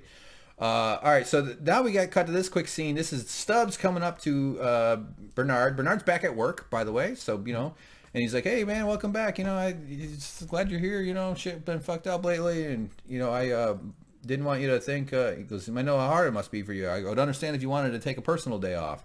Yeah, and he said, forgive me for being intrusive, but, you know, I know you were trying to be discreet, but it's my job to know things, and we all know that you were very close with Teresa. Yeah, and Bernard's like, what? What are you talking about? He's like, you know, he's basically, I knew you and her were fucking, and so it must be hard for her death. It must be tough on you, you know? I mean, I get sad when girls break up with me, let alone when they die. Come on. Yep. But Bernard's reaction was awesome here. He's like, no. He goes, she was a good coworker, you know. But he says, I barely even knew her. I felt like I barely knew her. Yeah, which is super weird. And this is absolutely gonna, you know, Stubbs is gonna be like, what? What? Yeah. This will come back later though. They wouldn't have made the scene. This whole scene was to raise the suspicions of Stubbs. Yeah, because so also showing that Ford can't cover every single base. Right. Ford, you know. Now he's going to have to go reprogram Stubbs. Yeah, he can play a god in Westworld, but he can't control everything in the actual world. The only true god that humanity serves is snooping into each other's business. That's one thing people do real fucking well. Hey, James, congratulations on the promotion. Wink, it'll happen on Monday. So, yeah, and the other thing, though, is Bernard... someone asked about Elsie. Oh, yeah. Stubbs asks about Elsie. Yeah, he makes a kissy face at Bernard and says, how about that Elsie? He goes, want to see my selfie face? Duck lips. And then Bernard's like, I don't know about Elsie. He says that he's been trying to contact her to let her know about Teresa because they were close as well. He knew that. But he can't get in contact with her. And he says, I just assume that she's enjoying her time off. Yeah. So Elsie, nobody knows. That supports what we're going to say, but we'll see Robot Elsie eventually. And, so suspicion. Okay. And then Stubbs is left to go like, well, at least my boner and I will help with this. You are going to get crap for that. Good. Bring it on. Hey, this is not serious. You made it seem like the guy had a boner. Yeah, I know. What the fuck? What are you expecting? How much of this have you watched before it doesn't seem serious? Get out of here. So, okay, final scene of the show. Hang in there, everybody. We're on our way to the end here. Ed Harris is sitting there going, man, I got to warm up my bald head. But James, he's tied up. Sometimes when I'm bald and it's wintertime, I have to sleep with a hat. Sometimes when I'm bald. Well, I mean, I'm always bald since I was a kid. I went bald at 19. I didn't lose it all at once. It just started at 19. So when you're a bald teen, you get to make fun of everybody's hair on the entire planet because you all can fucking kiss my ass. Only because I went bald as a teen. Started as a teen. All right. Sorry, I don't know what I'm trying to say. So they're having this conversation, and Teddy and her name is Angela. Yes, that's the character's name. We got that from IMDb. Aren't there just like, we know our story, but what's your story? Isn't that how that got started here? I don't remember. Yeah, they say something like that Wyatt believed that this world didn't belong to the old settlers or the new, that it belonged to something new, something yet to come. Okay. And he asks the man in black what his convictions are, because he basically says, all this time we've been spending together, I've realized I don't really know anything about you. Yeah, that's right. Yep. And he says, what drives you? What are your convictions? He's trying to make him talk. Yeah. And he goes, I got a great idea. And of course, that guy's wrapping his knuckles up. That's never a good sign. And he goes, I think I figured out how to make you talk. And he walks over and he decks him real hard. That's got to hurt. Mm-hmm. That's no good. Boom, ow, my bald head, and he hits him real hard, and he goes, tell me what you are. I don't what is he, he says some shit. No, he basically tells him, he goes, I'm a god, I'm a titan of industry, I'm a philanthropist, I'm a father, I'm a husband, I'm the good guy. Right. And then he starts going on telling him his life story, which you want to recount for us? Yeah, well, he hits him again in the bell, but he starts talking after the second punch. Yes. Right. So that's where he hits him there. And so the thing he talks about is he's married for a long time. His wife took the wrong pills, which I guess is a possibility you could do.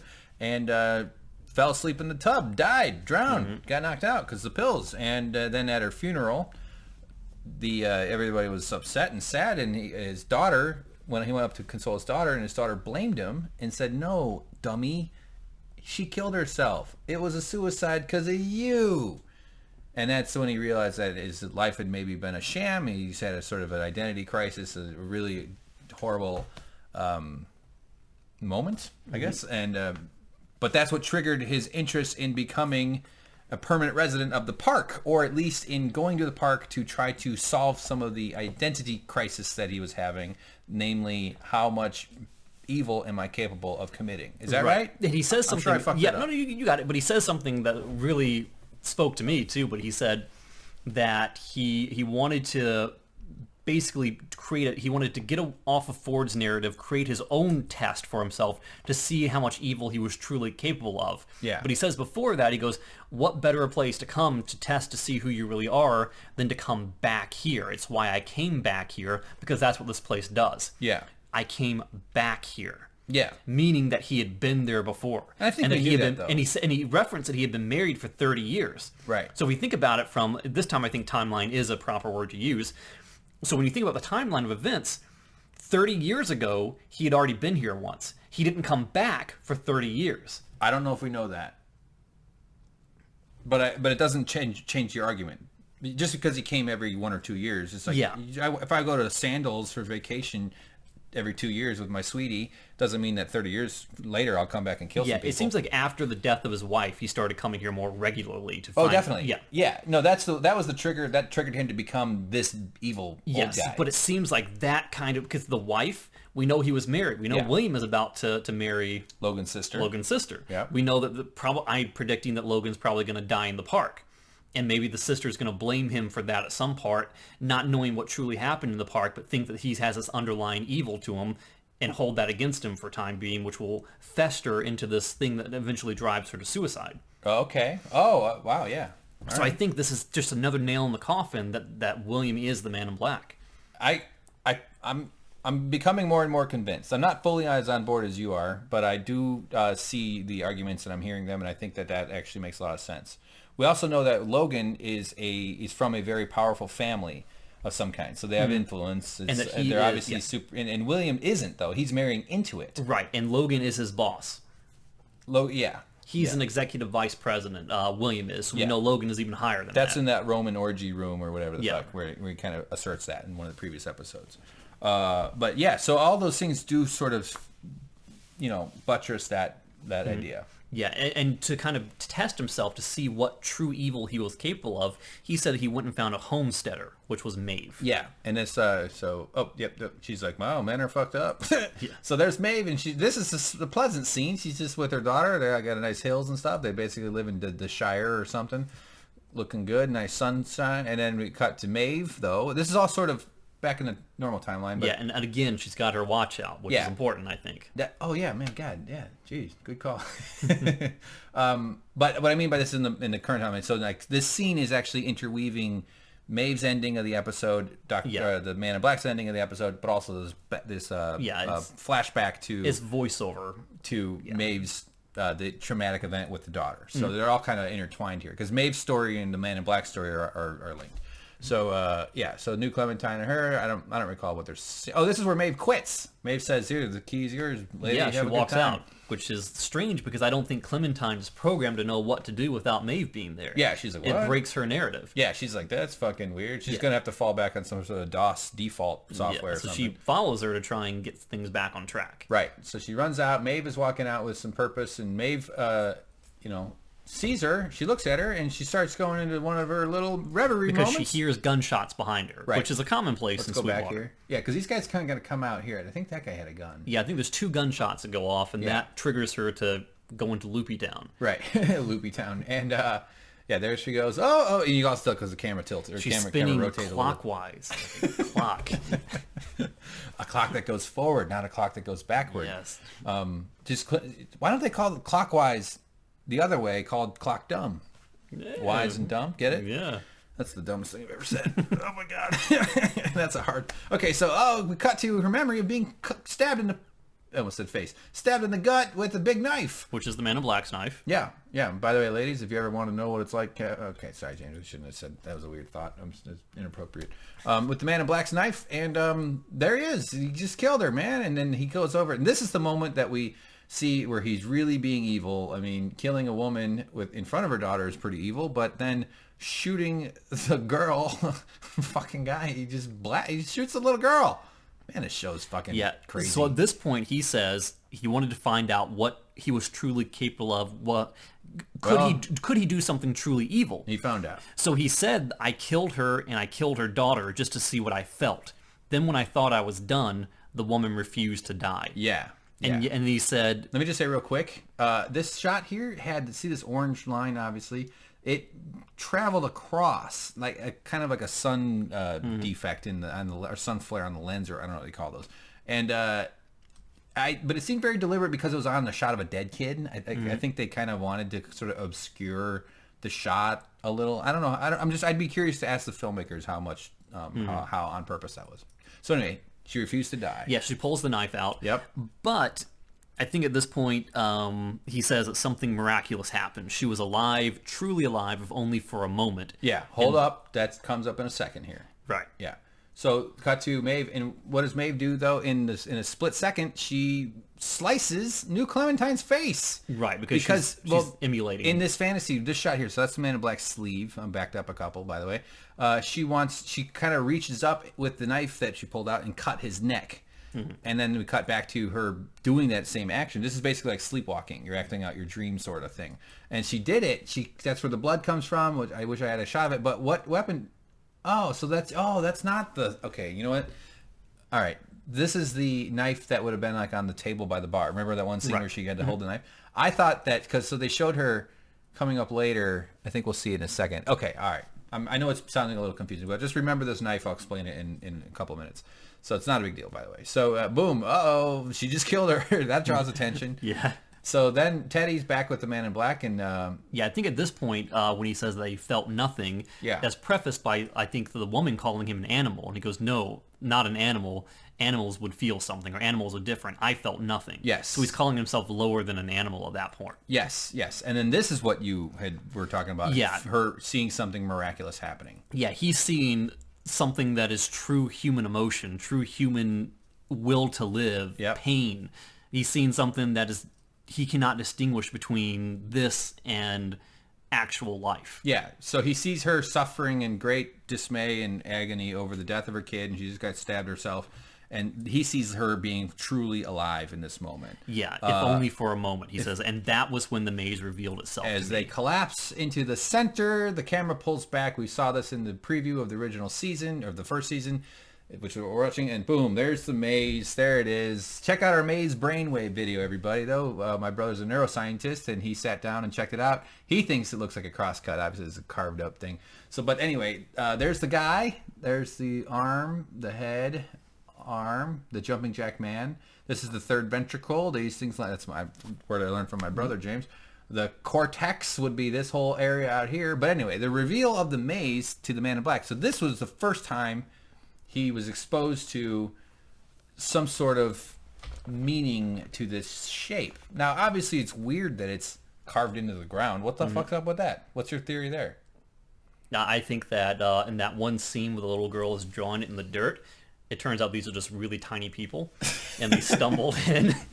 Well, there is something to be said for that carving in the dirt thing. I mean, they are kind of just all ants crawling around on a constantly refreshing anthill. Yeah, I mean, this could be symbolic. This could represent something that wasn't actually there. That could be. But it's hard to say. Well, yeah. I mean, why it's actually physically in the ground. And actually, if we butts back up a little, you can even see it in this shot. You can see it there. Yeah. So they definitely literally carved it for the shot, for the show. But yeah, I don't know. I mean, what will they even try explaining that? I don't know. Maybe she was just planting her crops in a really weird way.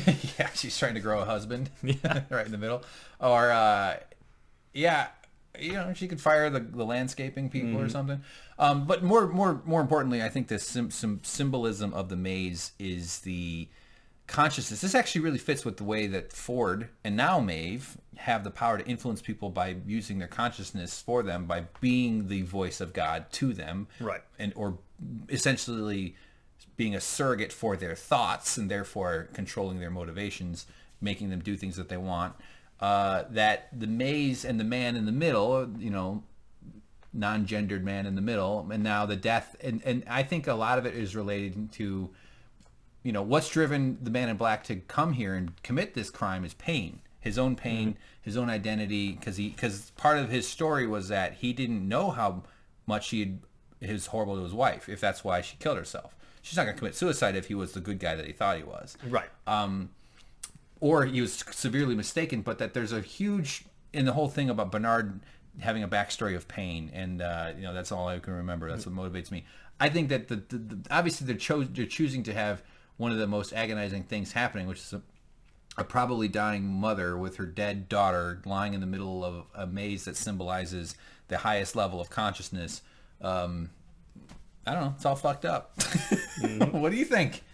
Should I quit blabbing? No, I think you're dead on the money. I don't know what that means. Agree with you. Yeah.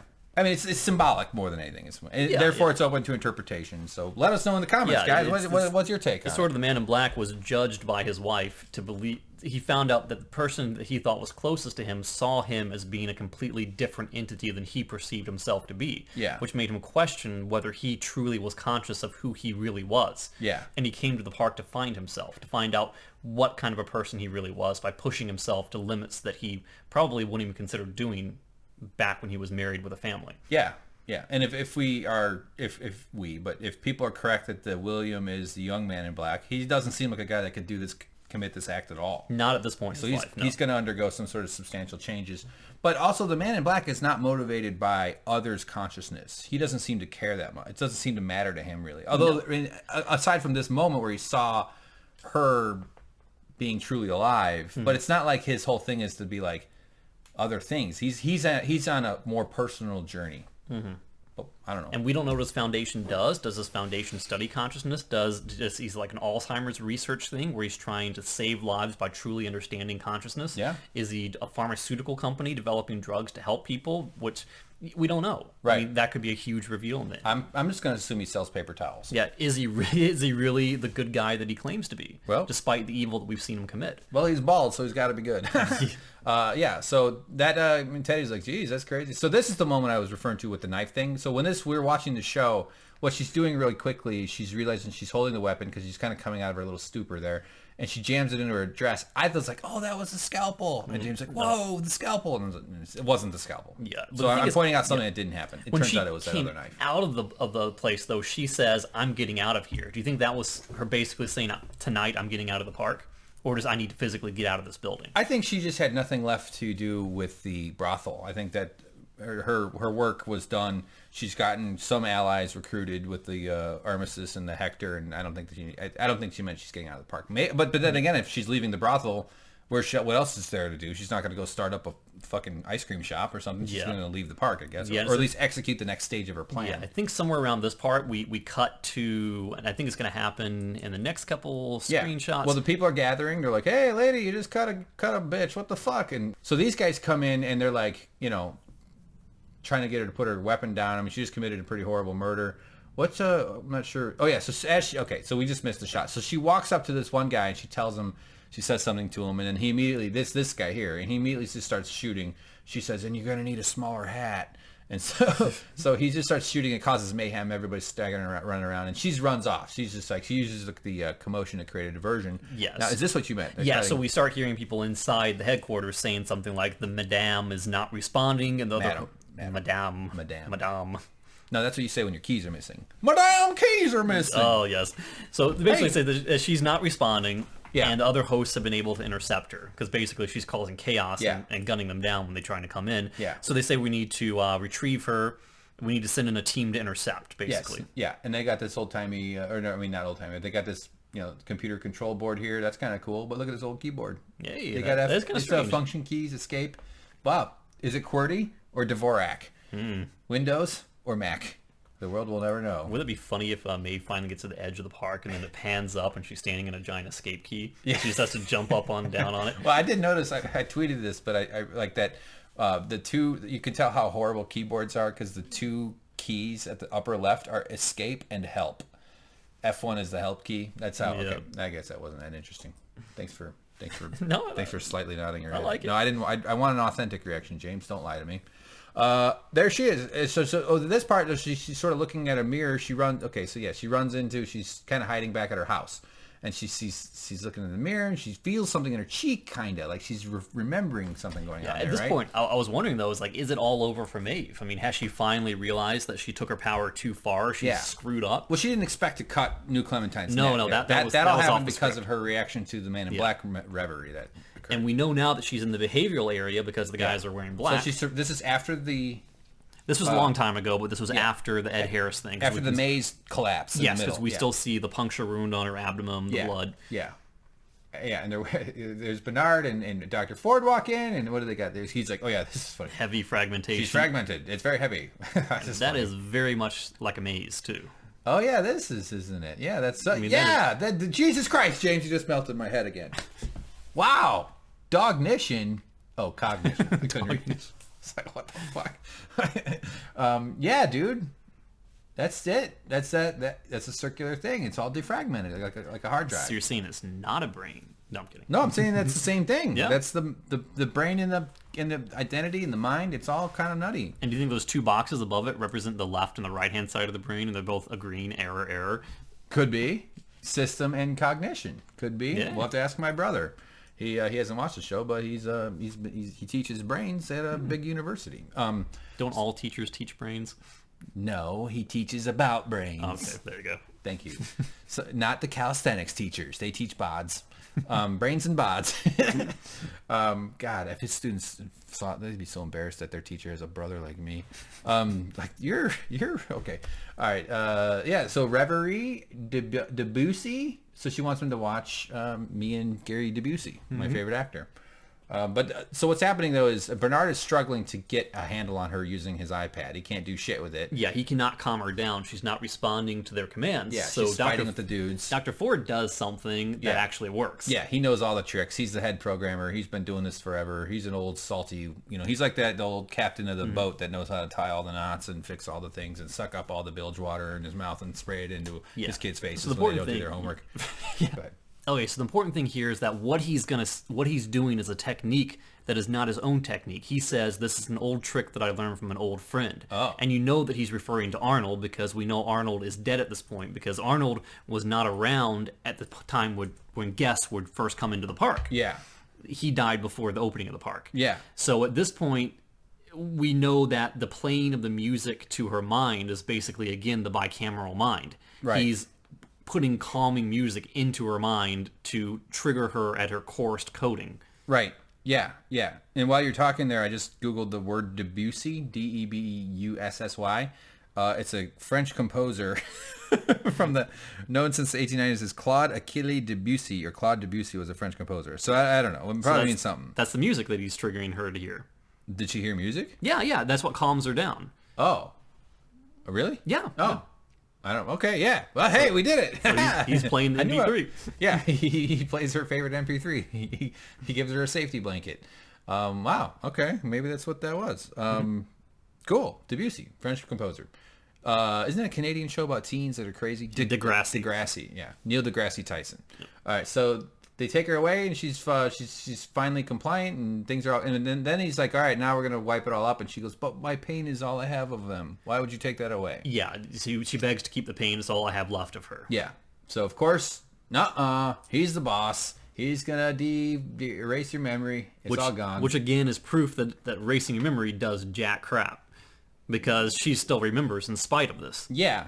Like that. It lingers. Yeah, and the other thing is that Bernard and Ford see her completely refusing to obey code, refusing to obey voice commands, refusing to freeze, refusing to reset. Right. And yet they keep her in the park. Yeah. Because at this point, Bernard, before we knew he was a host, would have said, no, that we need to brick her, we need to put in a cold storage. This is an untenable situation. Yeah. But because we know of the relationship now, and we know who Ford is, and we know who Bernard is, it makes sense that they would have kept her around because they're going for a completely different goal than the board is. Yes. Correct. So they knew that Maeve was special way back in the day. Yeah.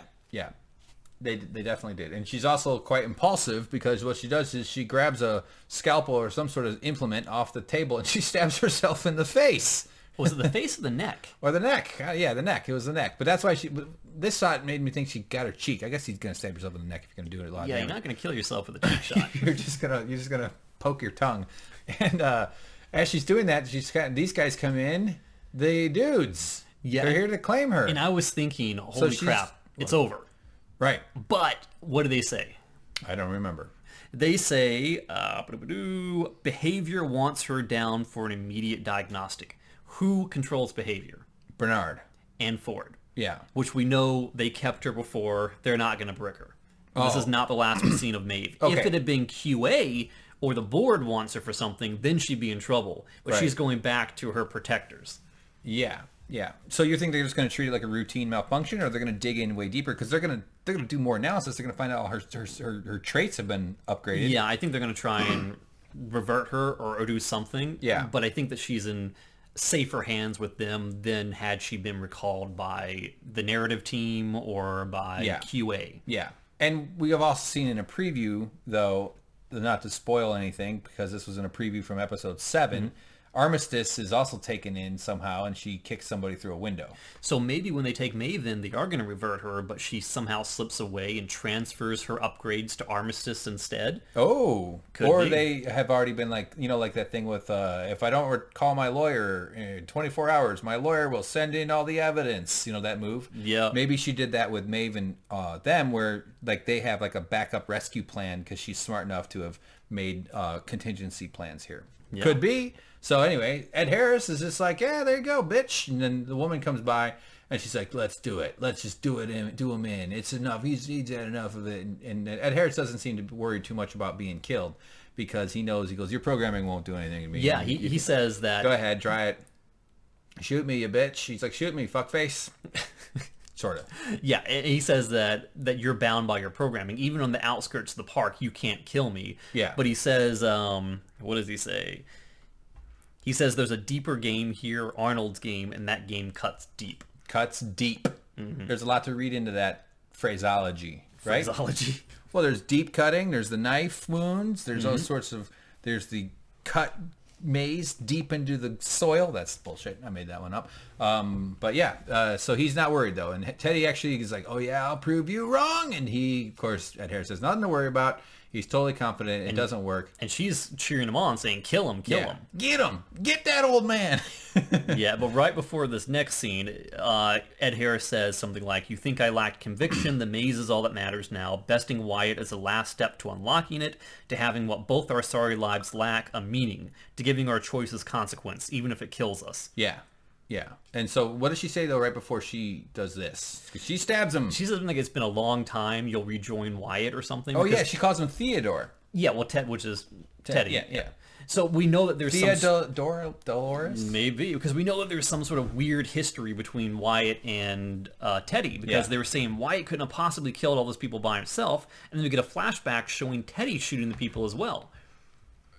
You mean at the massacre, at Dolores' massacre? Yeah, in one of the previous, not Dolores' massacre, but in the previous episode, a flashback to when Wyatt is going on his killing spree. Yeah. And Teddy was there. Yeah, yes, right. And Teddy was helping him. I just thought of this, but I think the mystery man who does the shooting at Dolores' massacre is Teddy. It could be. He's shown to be capable of extreme violence in under pressure, like when he shoots all the dudes with the Gatling gun, and when he goes full superpower mode on the guys when there's the first time they're surrounded by Wyatt's guys.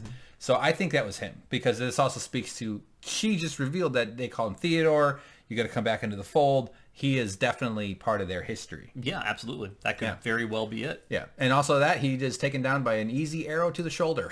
It would have been better if it was an arrow to the knee. I don't know why that's funny. Skyrim? Oh, no, I don't know. Skyrim. What, is that a thing in Skyrim? The most important, the most like meme-ified line in Skyrim is, I used to be an adventurer like you until I took an arrow to the knee. Well, yeah. The town guards all say that like constantly. An arrow would mess up your adventuring career. Yeah. If you fuck up it's not like they had good knee construction surgery back then in those days. I mean, you lightly touch me on the knee and I'm down. Yeah. I have to kneel down to look under my bed for my missing slippers, and I have to go back to bed because my knees hurt. So she just doesn't see, she's evil. She stabs him and he's down. Maybe she got him in. Maybe his host heart is somewhere else. And someone said in a comment that when we first did our short version of this, that they interpreted it as though there was some sort of poison on the arrow, which is why it took him down so easily. Oh. But would poison really affect a host? I don't know. Possibly. I guess. I mean, I suppose you can. There's malware. Yeah, it could be. I don't know. He's getting maybe. pop-up ads all in his mind. Yeah, right now he's looking at some weird gay porn. Or something. Windows Defender is trying its best. Yeah, AVG. Do you want to make AVG your default software browser? Bing. Would you like to make Bing your default browser? Java's upgrading. Yeah. So Ed Harris is like, damn, shit, fuck, I didn't see this coming. And then look what happens. Look behind her. She's all confident and cool, and look, we got men moving. And Ed Harris is like, oh no, oh boy, we got these. Here's some fellas. This is scary stuff. There it is, James. There's the bullhorns I said. Yep.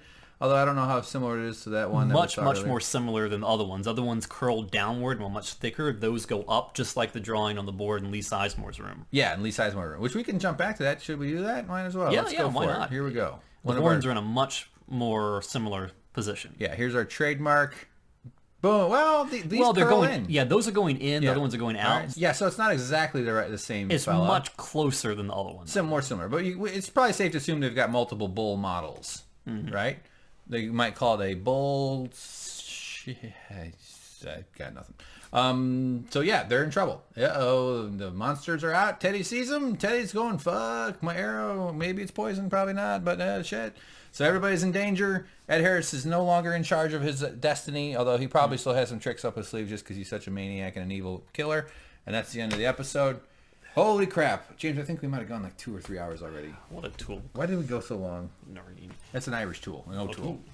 Yeah, it made up for the wait time. The wait time. Well, now I got to edit it. That's fine, though. All right, so good episode. Were you happy with it? Yeah, I say this every freaking episode, but the earmark of a good episode is that it leaves you wanting to see the next episode. And every single episode of the season so far has left me dying to see the next episode. Which is nice because the next episode's on tomorrow. It's on tomorrow, and I got to do this whole thing twice in a weekend. Hey. It sounds like I'm complaining. I'm not. It's just 6 hours of editing. Yeah, it's voluntary. I chose this life. I must bear my cross. It's like that line from The Simpsons where all the nerds are being hung up by wedgies on a fence, and they say, "This is the life we chose. This is the life we chose." Yeah, that's right. So yeah, I agree, man. Great episode. I was really intrigued by everything. I'm excited to see how Maeve handles this situation. That's obviously... I like that they're setting things up and pushing characters down certain paths and then interrupting those paths. I mean, nobody really has full control. Even Dr. Ford, like, he didn't want Stubbs to find out. I don't think that was intended. I don't think he has that much control or mastery of the human psyche to have anticipated that Stubbs would figure out that something might be going on with Bernard because he's offered condolences and his reaction was weird. That's how complicated human beings are. I think that our brains all develop. I think this is why brains develop. This has nothing to do with the show we just watched, but I think that we develop big, strong, big computer brains, big processing brains because we had to calculate social interactions. In order to love, in order to hate, in order to lie, you need to be able to have empathy. I can't lie to you unless I know how you'll understand a situation. And humor works that way too. In order to be funny, you kind of have to have a sense of how people will respond to something. On purpose funny is what I mean. So therefore, we have big brains, and our brains are amazing. I had nothing to do with the show. Sorry, everybody. It's already been long enough. Any predictions for the next episode? No. I think there's 2 episodes left of the season. Yeah. So we know Elsie's going to have to make a return at some point. Hopefully. We know that there's going to have to be some additional clarity on how we get to the center of the maze based on that riddle about the snake laying its eggs and all that kind of stuff. Yeah. And we know that from the season trailer that Armistice is going to have a real life freak out where she's going to kick someone through a pane of glass. So she's got one tattoo chunk left, the head of the snake that's around her eyeball. Which is supposed to be for Wyatt, right? I think so. So will she actually reach that? Will she be able to, or will she fill it with Dr. Ford's blood? Yeah, and will we find out who that voice is speaking in Dolores' mind? Will we find out whether Dolores is, in some weird twist of logic, actually Wyatt? Yeah, could be. And the thing I'm most interested in is figuring out who is Teddy and who is Dolores to Ford and to Arnold. Why are they put into this hellacious cycle where they're being tortured and murdered every single time? What was the motivation to put them into this cycle? Yeah. And why is it that it seems like Teddy and Dolores' cycle has been the same since day one, aside from this whole church thing. Right. Why has everyone else been reassigned to different paths over time, but it seems like they stay right where they are? Yeah, those are all great questions. I don't have answers for any We of know them. Teddy's changed a little bit, but they brought him back because he was getting off the train and all that kind of stuff. And then we know he was in the war with Wyatt and so forth. But that was more recently written. Yeah. So who knows? So I think the season will end with Dolores and William needing to be rescued or in some way losing the upper hand to William or to the Man in Black and Logan. No, to Wyatt's people in Logan. Mm-hmm. They seem like natural Confederates. And that the Logan, although there are Union versus Confederate, I don't know, it gets confusing. But what I'm saying, though, here's my prediction, is that Maeve and Armistice and Hector are going to cause so much chaos in the office area that they're going to end up sort of emerging from an elevator or somehow appearing. They'll be kind of the rescue squad that will turn the tide for Dolores and William. Because Dolores and William seem like the primary heroes of the show. Or at least this season. I do think Maeve is going to raise an army, and she's going to be the main antagonist of the show. Yeah. And that is going to be a point where they take over the compound. All the employees, for their own safety, are going to be flushed into the park. Oh. We're going to have this wimpy little Lee Sizemore running between cover, shooting guns and being all freaked out. We're going to have Ashley Stubbs smack him in the face trying to get him back into the mindset he needs to be in. Yeah. And we're going to have, I think the Man in Black is going to team up with Dolores, and they're going to be the force for good. Maybe they can assimilate some other host or something like that, or maybe the whole park is going to be taken over like a Maeve hive mind. Yeah. And they have to fight back against that. Okay, team up with Dolores. I don't know, because Dolores has a strong beef with the Man in Black for lots of good reasons. Will Maeve's arm? Will she activate the cold storage? I think that's going to be the first thing she does. Yeah, that's going to be a cool shot when they let all like their fingers start to twitch back to life. A lot of blocking out. And then they hand out the silver blankets and like little warming pads and stuff, and like, here you go, everybody, tea, hot cocoa, and then they all sip cocoa for like a couple days, and then they go to war. Yeah, wow, we just really nailed it with our predictions. I don't know, whatever. All right, let's move on.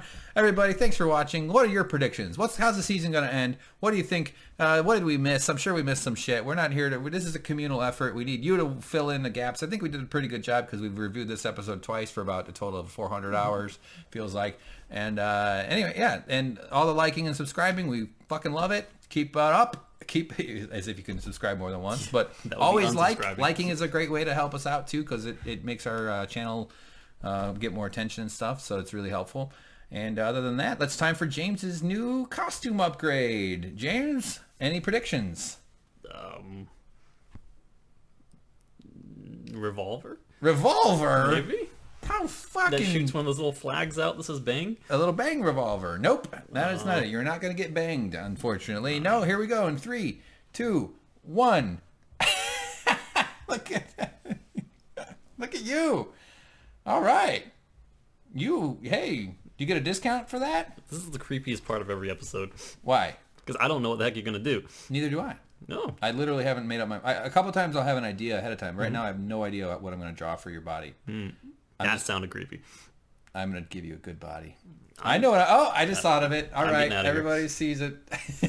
James, hey, careful where you point that thing. Hey, don't knock any lamps off the table there, buddy. Turn around slowly. James needs a backup beeper. All right, guys, thanks. There you go. All right, I'm going to walk a couple feet away from James. I don't want to get any on me. Better be a parasol. Pair of purple balls. Bye.